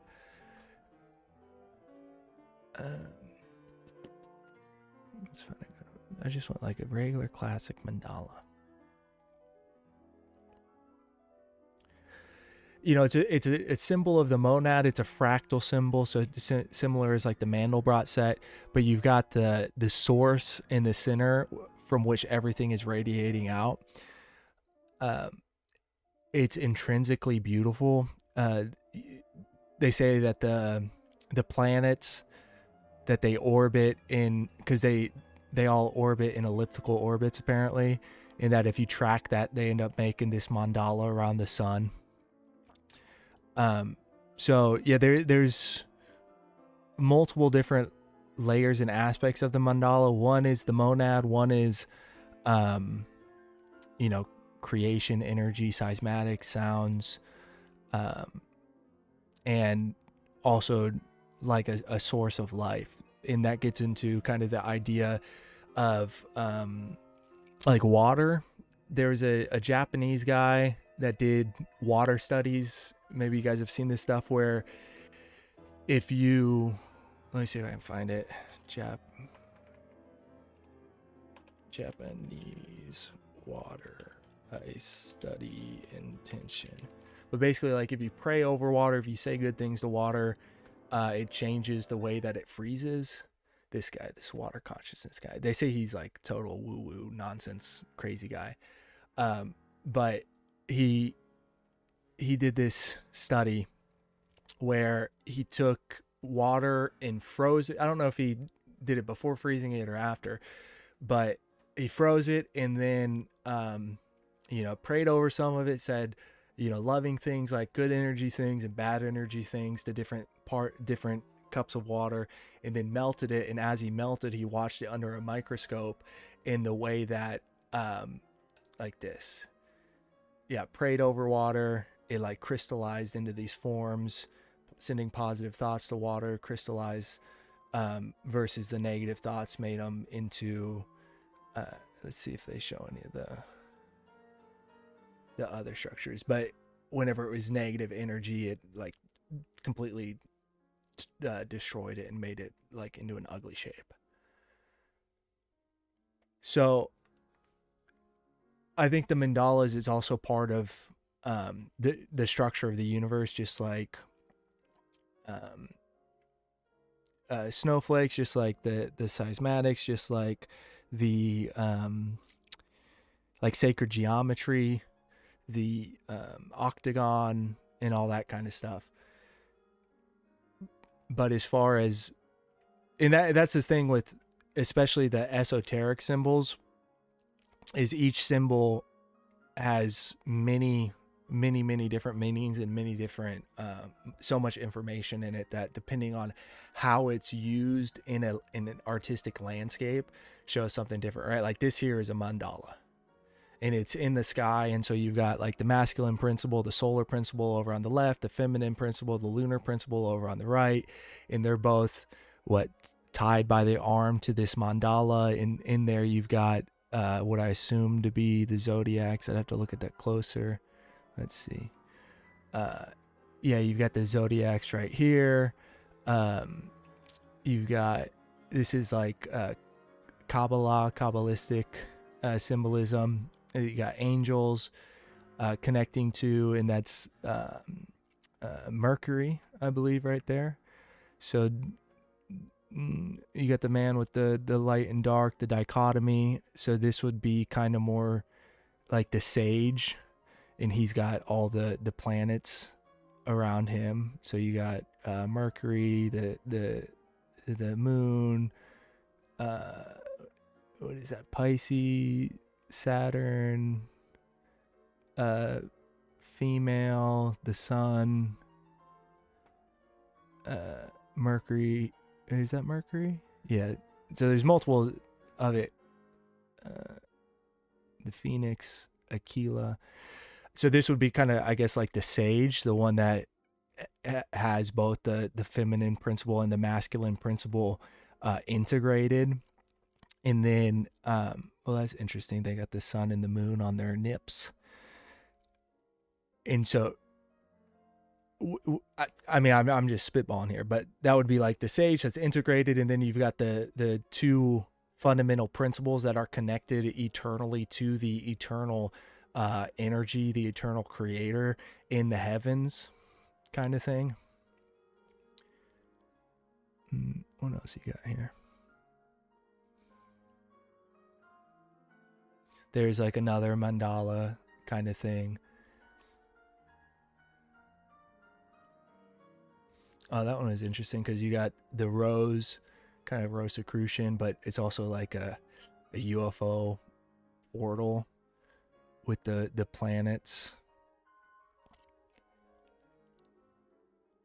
I guess, is that Venus? I'm still not perfect with my memorization of all the exact symbols. Oh, that was the mystery of the apocalypse. Is that what it said? The mystery of the apocalypse. What does that say? The key to Dante's Divine Comedy. Oh, so this would be kind of like this, the 7, 1, 2, 3, 4, 5, 6, 7. Yeah, the 7 layers of hell.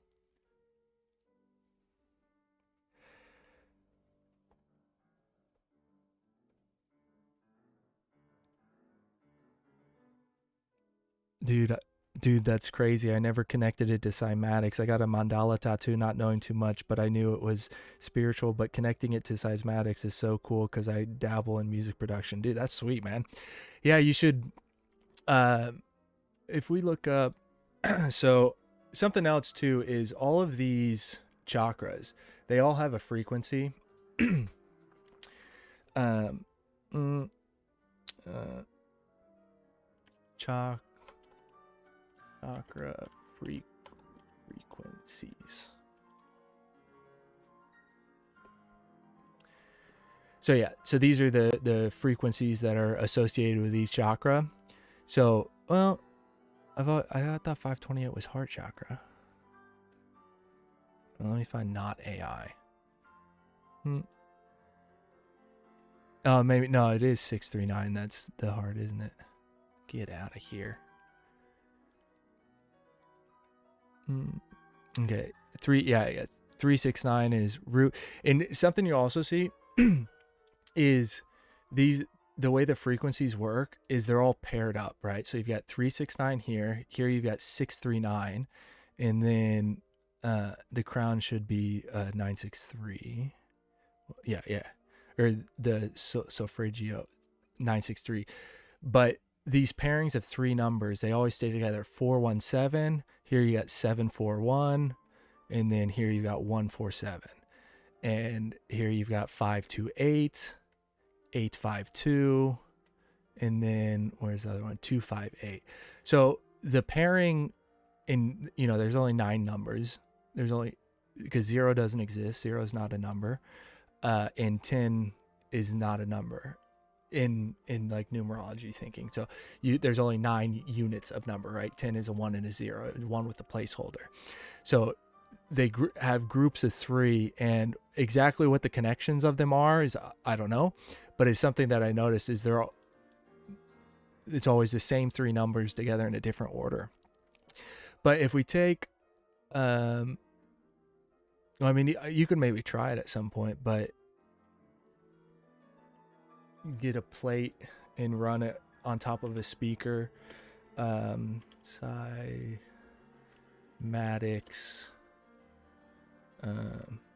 shape. Let's see if it shows the actual shape of it.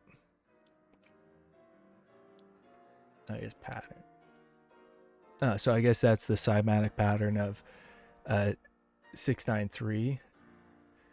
So what I'm saying is because each of these chakras, they have a frequency that aligns with them, and then each of those frequencies also has a pattern.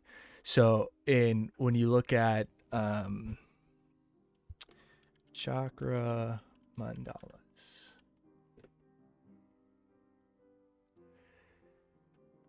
yeah, each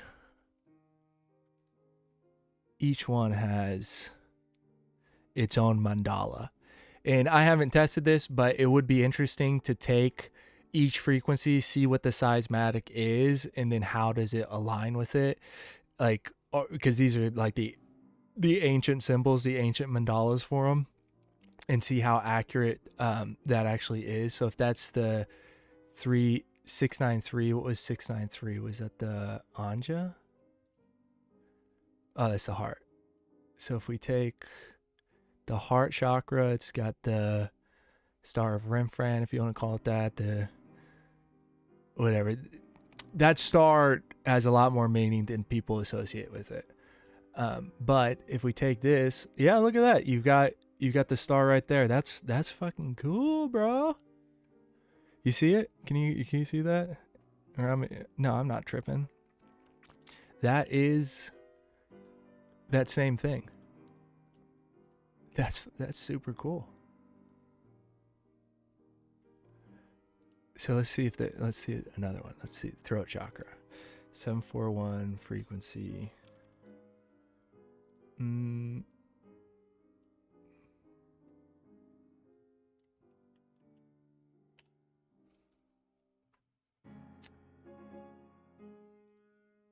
So this one, what? 1, 2, 3, 4, 5, 6, 7, 8, 9, 10 points. This is the throat chakra. 1, 2, 3, 4, 5, 6, 7, 8, 9. So it's got 18 or 9. I don't know. All right. 1, 2, 3, 4, 5, 6, 7, 8, 9, 10, 11, 12, 13, 14, 15, 16. And that's got, it definitely doesn't have 16. But maybe, I wonder if there's 16 there. 1, 2, 3. No, there's way more than 16. But it does have the circle. It does have the circle. And that one, yeah. I'm not going to go through them all right this second. Oh, there's another one. So yeah, there's something there. There's something there. It's all connected. It's all vibration. It's all waves. Mm-hmm.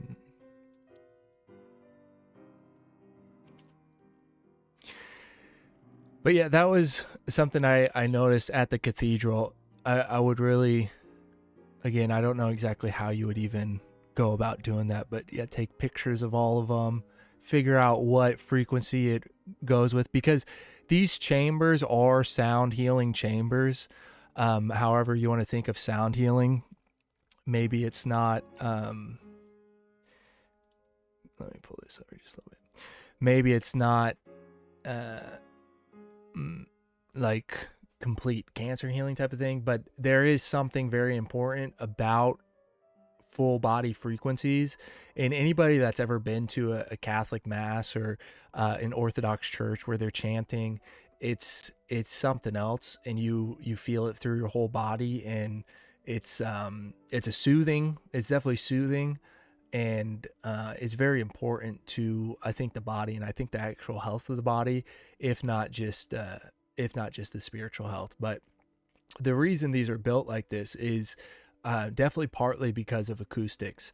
Now, I'm not going to say that they designed it for the acoustics, but just like the sacred geometry, how we see all these other things are kind of connecting, these divine structures or shapes have multiple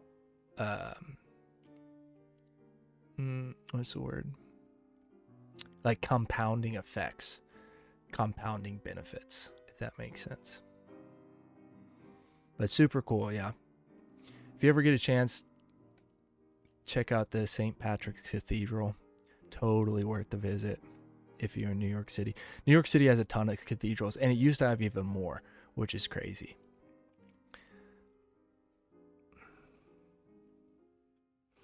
Infrasound? I don't know what infrasound is. Infrasound, low frequency. Yeah. Subsonic. Yeah, I guess that would be like what they call like the Schumer resonance, or the resonance of the Earth, because the Earth has its own frequency resonance. There's also the whole sound frequency stuff. It is quite interesting, because I think it's this one. Yeah. 174 hertz frequency is considered the lowest of them all. It serves as a powerful anesthesia. Now, I haven't tested this specifically on me, but the idea is that if you are like in physical pain, if you pump your body full, stand in front of a speaker that pumps out 174 hertz, and it probably doesn't have to be exactly 174 hertz, just like everything. If it's close enough, it would probably still have similar effects. It just might not be as potent, but it's supposed to literally reduce pain, like actually. So that's super cool. And some of the other frequency are a little more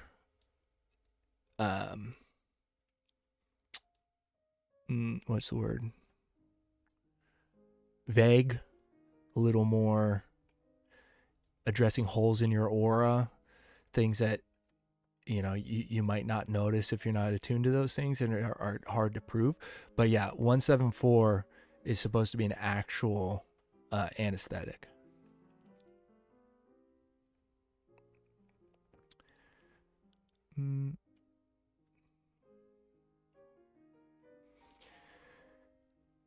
And that actually makes me think of which I haven't watched the whole show. It's on my list of things to watch because it's not that long of a show. But Avatar.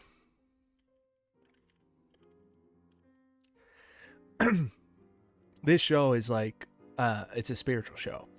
I mean, it's literally called Avatar, and it's about, your human avatar.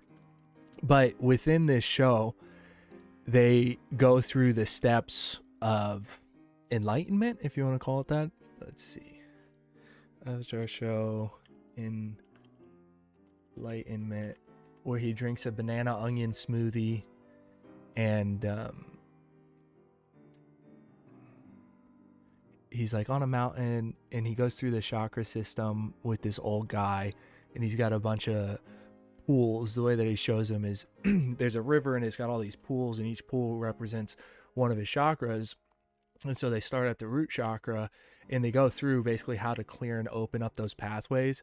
Because part of the idea too is, if you don't do spiritual practices, if you've lived just a regular earthly life that most people live, and this type of information is new to you, or you start this stuff later in your life, then you're going to have energetic blockages in your chakras. Same idea with like a calcified pineal gland from fluoride and all that kind of stuff. But what I said with the caduceus about the energy flowing, because the energy starts in the root chakra at the lowest vertebrae. And it's the same idea with like Maslow's hierarchy of needs.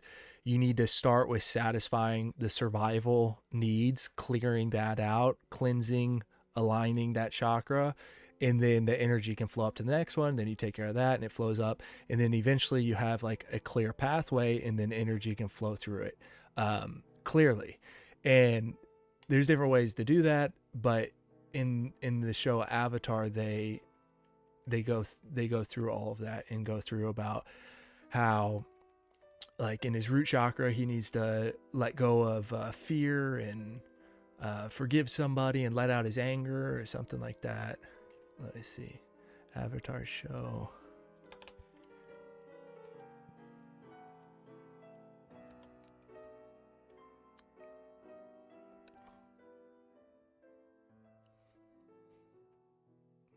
Here, we'll watch a little bit of this. I don't want to get copyright. You said you could teach me to gain control of the avatar state. How? Gain control of the avatar state. So, yeah, basically, enlightenment is what he's wanting. Full consciousness, full embodiment. You must gain balance within yourself before you can bring balance to the world. That's exactly the same thing that Jesus said. Clean the inside of the cup before you clean the outside. And the first step to gaining balance begins with this. Drink up. That's the banana onion smoothie. And that's like ancient folklore in Hinduism, or one of those. Onion banana juice is commonly used to help cleanse the chakras.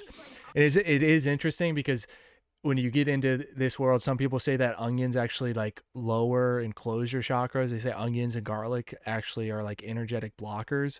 But then whenever you look at like the really ancient stuff, this is, one of the things that they drink. But if you talk to some new age people, they go, yeah, onions and garlic actually close your energetic pathways. It's like, okay, bro, garlic's literally like cleanses your blood.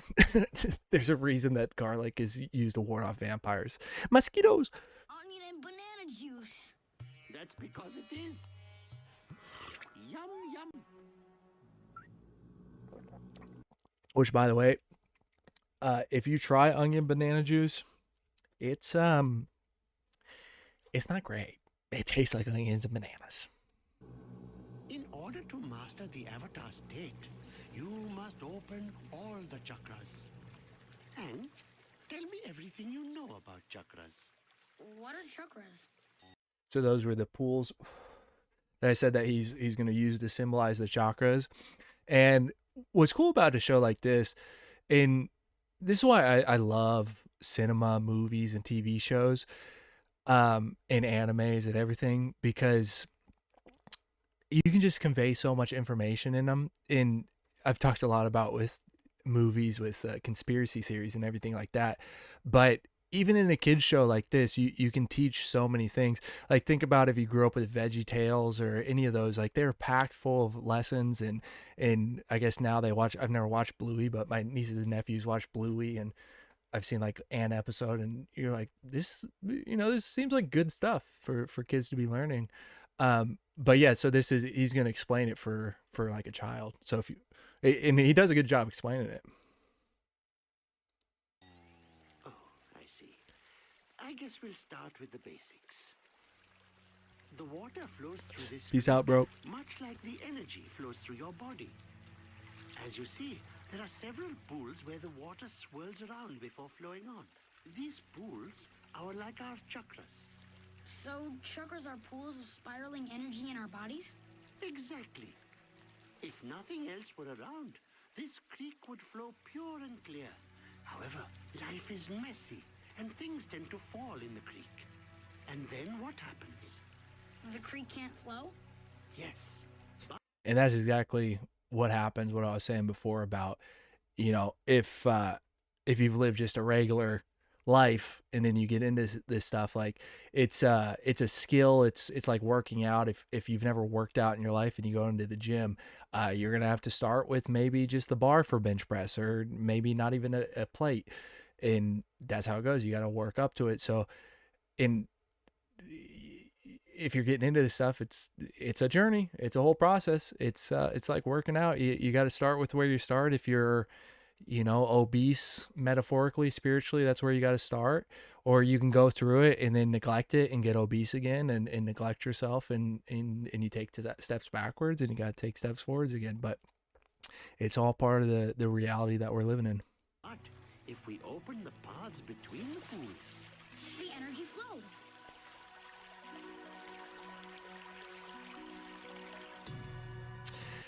And something about that symbolism right there, how cleaning out one pool kind of cleaned out the other ones.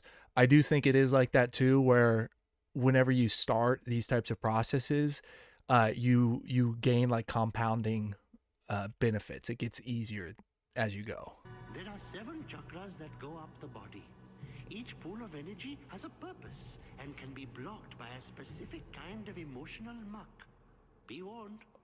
Opening the chakras is an intense experience. Remember, this is a child TV show, so the chakras and their concepts are simplified accordingly. However, in a broad sense, this is fairly accurate, which is true. Emotional muck. Be warned. Opening the chakras is an intense experience. And once you begin this process, you cannot stop until all 7 are open. Are you ready? And I think the idea of why you want to do all, like, once you start, you need to like complete the process, is because if you get energy flowing, like, and then you stop and it all gets like congregated and starts to pile up even more intensely in a single spot instead of like just a slow flow. Now you've got like a big flow into a clog instead of just a slow trickle. And so now you have like pressure building up and can make things worse, is kind of the idea. And the idea of, cleaning out your chakras is both a physical thing of like lymphatic drainage and all that kind of stuff, but also the spiritual emotional process of like, you're going to have like some intense emotions during that time. And anytime you do it, it's a continual thing. It's not like you do it once and then you're good, because we're human. And yeah, it's part of the human experience, is experiencing those intense emotions. I'll do whatever it takes. First, we will open the Earth Chakra, located at the base of the spine. It deals with survival and is blocked by fear. What are you most afraid of? Let your fears become clear to you.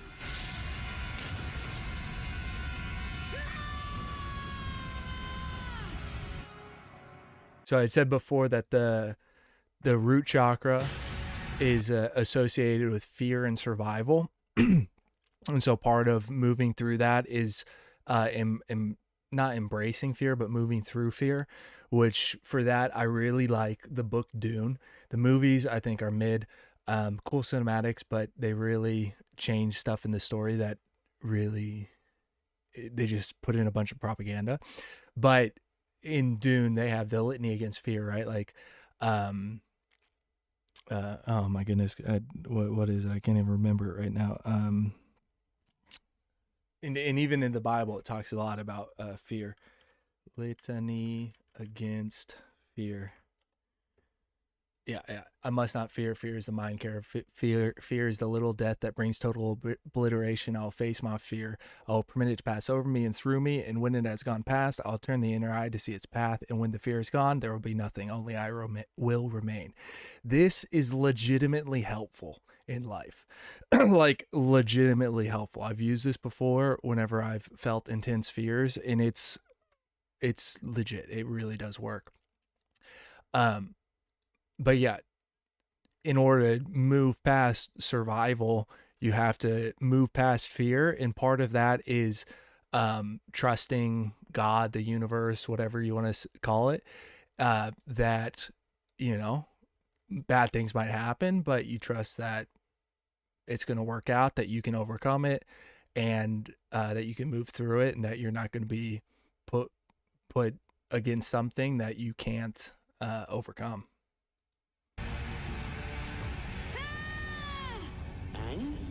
Your vision is not real. You are concerned for your survival, but you must surrender those fears. Let your fears flow down the creek. That's basically the exact same thing as the litany against fear. Just allow it to pass over you and through you, and just let it move on. Have opened your earth chakra.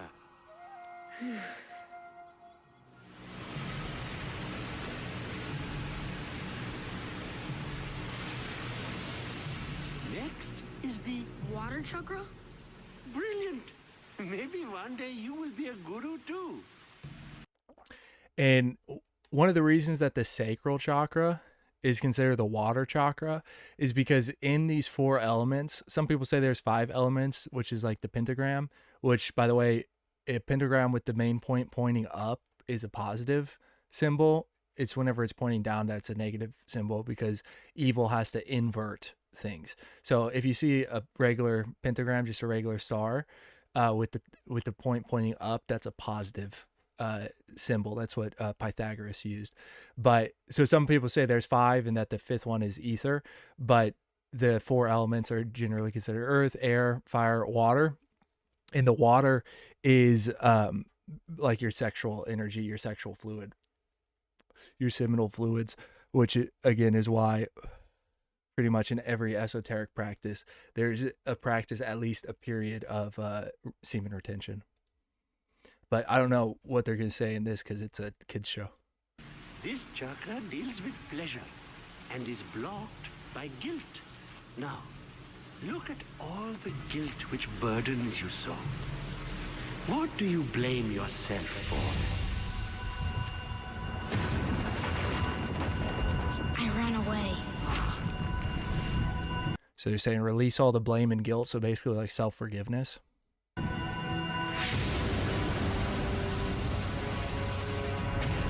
I guess some people would call that like inner child work of like, visualizing yourself as a child in the times that you were afraid and messed up, and then being the parent for your inner child. That's kind of what they talk about with inner child work. I think it's kind of the same thing as what they're hinting at here. I hurt all of those people. Accept the reality that these things happened, but do not let them cloud and poison your energy. If you are to be a positive influence on the world, you need to forgive yourself.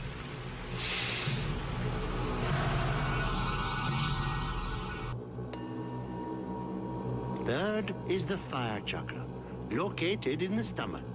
My fire chakra would like to eat something other than onion banana juice. And the practice that is considered the traditional practice is you basically fast. You can either do it like completely fasted or like the old school way is with the onion banana juice. But yeah, being fasted in a fasted state is very important,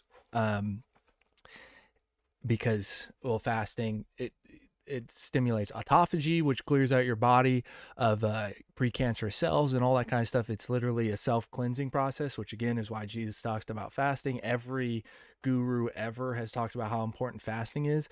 Every religion has a period of fasting because it's literally a health practice. It's very important to have periods of fasting, not only as a spiritual practice, but for a healthy body as well. And so the solar plexus is now what they're at. Fire, energy, willpower, everything like that. We're going to watch the rest of this, and then I'm going to call it a night. Good one. Moving on. This chakra deals with willpower and is blocked by shame. What are you ashamed of? What are your biggest disappointments in yourself? I'm never gonna firebend again. I can't. You will never find balance if you deny this part of your life. You are the avatar, and therefore, you are a firebender. And this whole concept of firebending, earthbending, waterbending, everything like that is literally about this, about the four elements. And so you're controlling within you those four elements of reality and manipulating and using them for the benefit of you and, in theory, everybody around you. And so it's literally like wizardry, becoming a mage, like controlling the elements and everything like that. But it's not the idea of, wind, water, fire. It's all an internal alchemical process that they're talking about. But it is a physical process. That's why the yogic practice is a movement practice, because through the movements and the lymphatic drainage, you actually stimulate these processes. That's why people talk about in different stretches and different yogic practices, whatever, they have these like emotional releases where they're doing these stretches and then they feel this intense wave of emotion, whether it's grief or anger or guilt or whatever, because your body actually stores those types of memories and energies within your actual physical body, energetically stores it. And so movement is actually important to release those things, which is one of the reasons why it's actually spiritually important to be fit. That chakra opened less like a flowing creek and more like a burping bison. Tastes like onions and bananas, but strangely something else. Pickles? The fourth chakra is located in the heart. It deals with love and is blocked by grief. Lay all your grief out in front of you.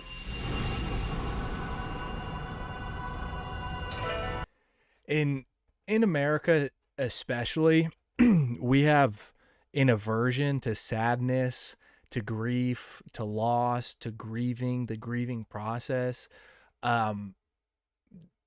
For some reason, there's a big aversion to it. And it's just part of the human process. Like, it's actually important to feel those things, and it sucks.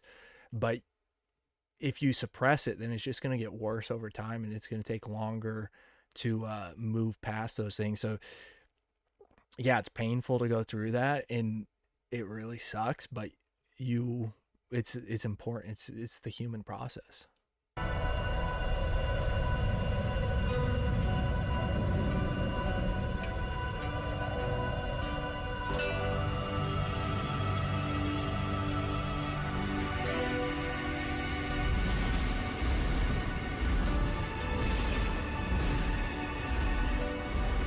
You have indeed felt a great loss. But love is a form of energy, and it swirls all around us.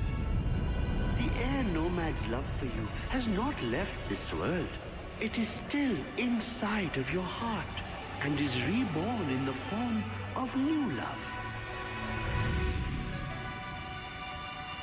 Let the pain flow away. Very good. That reminds me of Louis C.K., where he talked about, it was in, I think it was in his show, CK or whatever his TV show is, where he was talking about the heartbreak of a breakup shows that you love that person, and that's like, it's kind of like the best part is what he was saying, because the worst part is whenever you forget them and you stop feeling bad, you stop feeling the pain, because then you're like forgetting how much you loved them. Can I have some onion banana juice, please? The fifth in the chain is the sound chakra, located in the throat. It deals with truth and is blocked by lies, the ones we tell ourselves. Why didn't you tell us you were the Avatar? 'Cause I never wanted to be. You cannot lie about your own nature. You must accept that you are the Avatar.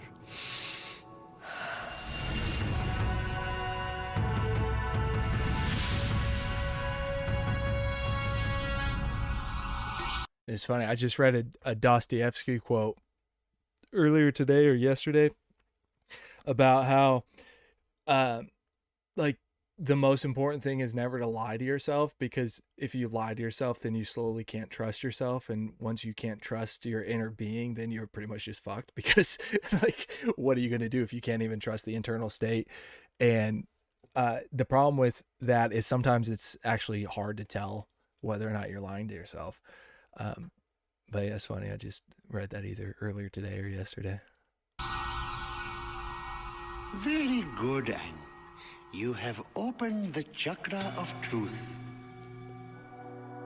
The sixth pool of energy is the light chakra, located in the center of the forehead. It deals with insight and is blocked by illusion. The greatest illusion of this world is the illusion of separation. Things you think are separate and different are actually one and the same. Like the Four Nations. Yes, we are all one people, but we live as if divided. We're all connected. Collective consciousness, but also the whole concept of the monad that we were talking about before. And he's saying that's all for the Anja. It's like we said before, it's simplified for kids, but the Anja is a little bit more than that, because that is also like they also kind of merge together some of the similarities, because, you know, once you got insight, you need to communicate that insight, or you can communicate that insight, and communication is part of, you know, in order to really express compassion to somebody, you have to communicate that, not necessarily through words, but, you know, there's a flow, there's a reason the energy flows through them. It's because they're connected. But yeah, the monad is part of what they're saying here. Everything is connected. That's right. Even the separation of the four elements is an illusion. If you open your mind, you will see that all the elements are one, four parts of the same whole. Even metal is just a part of earth that has been purified and refined. This is the last chakra, isn't it? Yes. Once you open this chakra, you will be able to go in and out of the avatar state at will. And when you are in the avatar state, you will have complete control and awareness of all your actions. Let's do this. The thought chakra is located at the crown of the head. And so again, it's a little, it's simplified, because thinking and insight is more this one, and oneness is more the crown. Because the crown the idea is that this is an open flowing, and so whenever you get this toroidal field going on, that it actually comes out of your crown chakra as well. Maybe not technically the electromagnetic field, but your auric field, which you can strengthen and weaken and expand and contract. And they talk about some of those things in the gateway method and in astral projection and all that kind of stuff, like to protect your astral body, to have a strong auric field. But the crown is like a fountain that energy is coming out of. And so whenever that's open, you can also bring in energy from like the universe, from existence. And you can also bring it in from your feet. But there's a meditative practice where you basically, and Bob Proctor is the one that does this meditation. It's a really nice meditation, but basically you imagine like lavender energy flowing through you and cleansing your whole body. But the crown chakra, it's actually above your head, and it's an open-ended one, is what I'm saying. Deals with pure cosmic energy and is blocked by earthly attachment. Meditate on what attaches you to this world.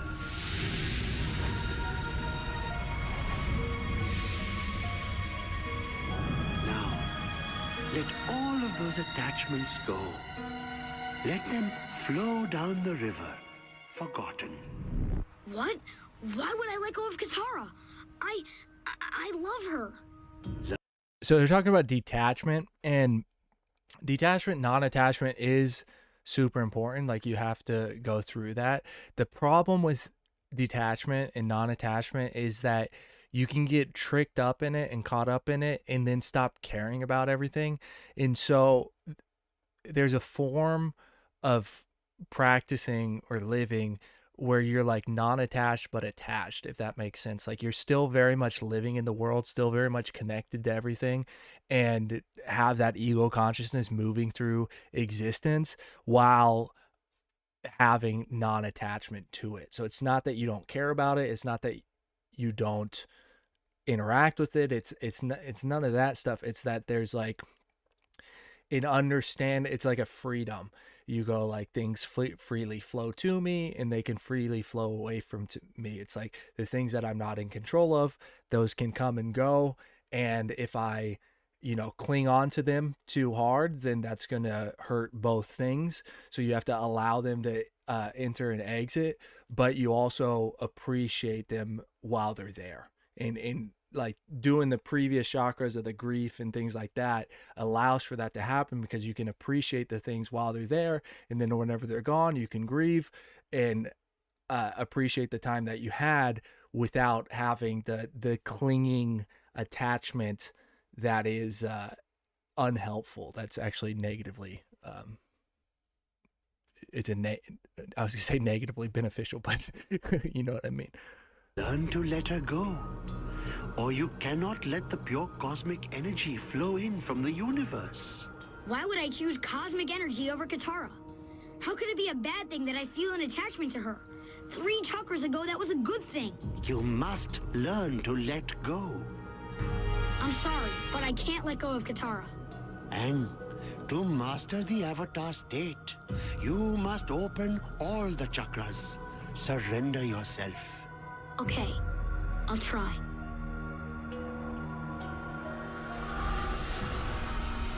Now think of your attachments and let them go. Let the pure cosmic energy flow.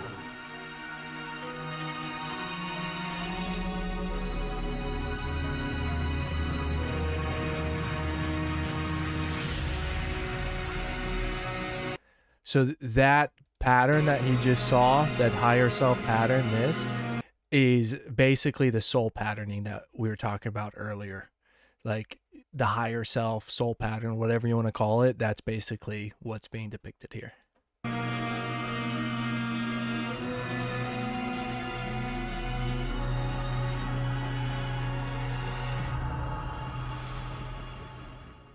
And that's that. So, yeah, pretty good for a kid's show, I think.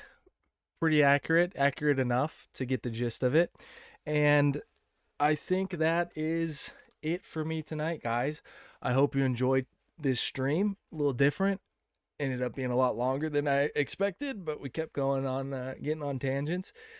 Maybe I'll do another stream similar to this at some point in the future. I don't know exactly when I'll do another live stream. So, like, subscribe, turn on notifications, all that kind of stuff. But yeah, leave a comment what you think. Let me know. Let me know if there's any topics you want me to cover at some point related to anything, whether it's conspiracy, esoteric, spiritual, travel, anything. Just let me know, and maybe I can make that happen. But love you guys. Have a great night. Sleep well, and have a good one. Peace.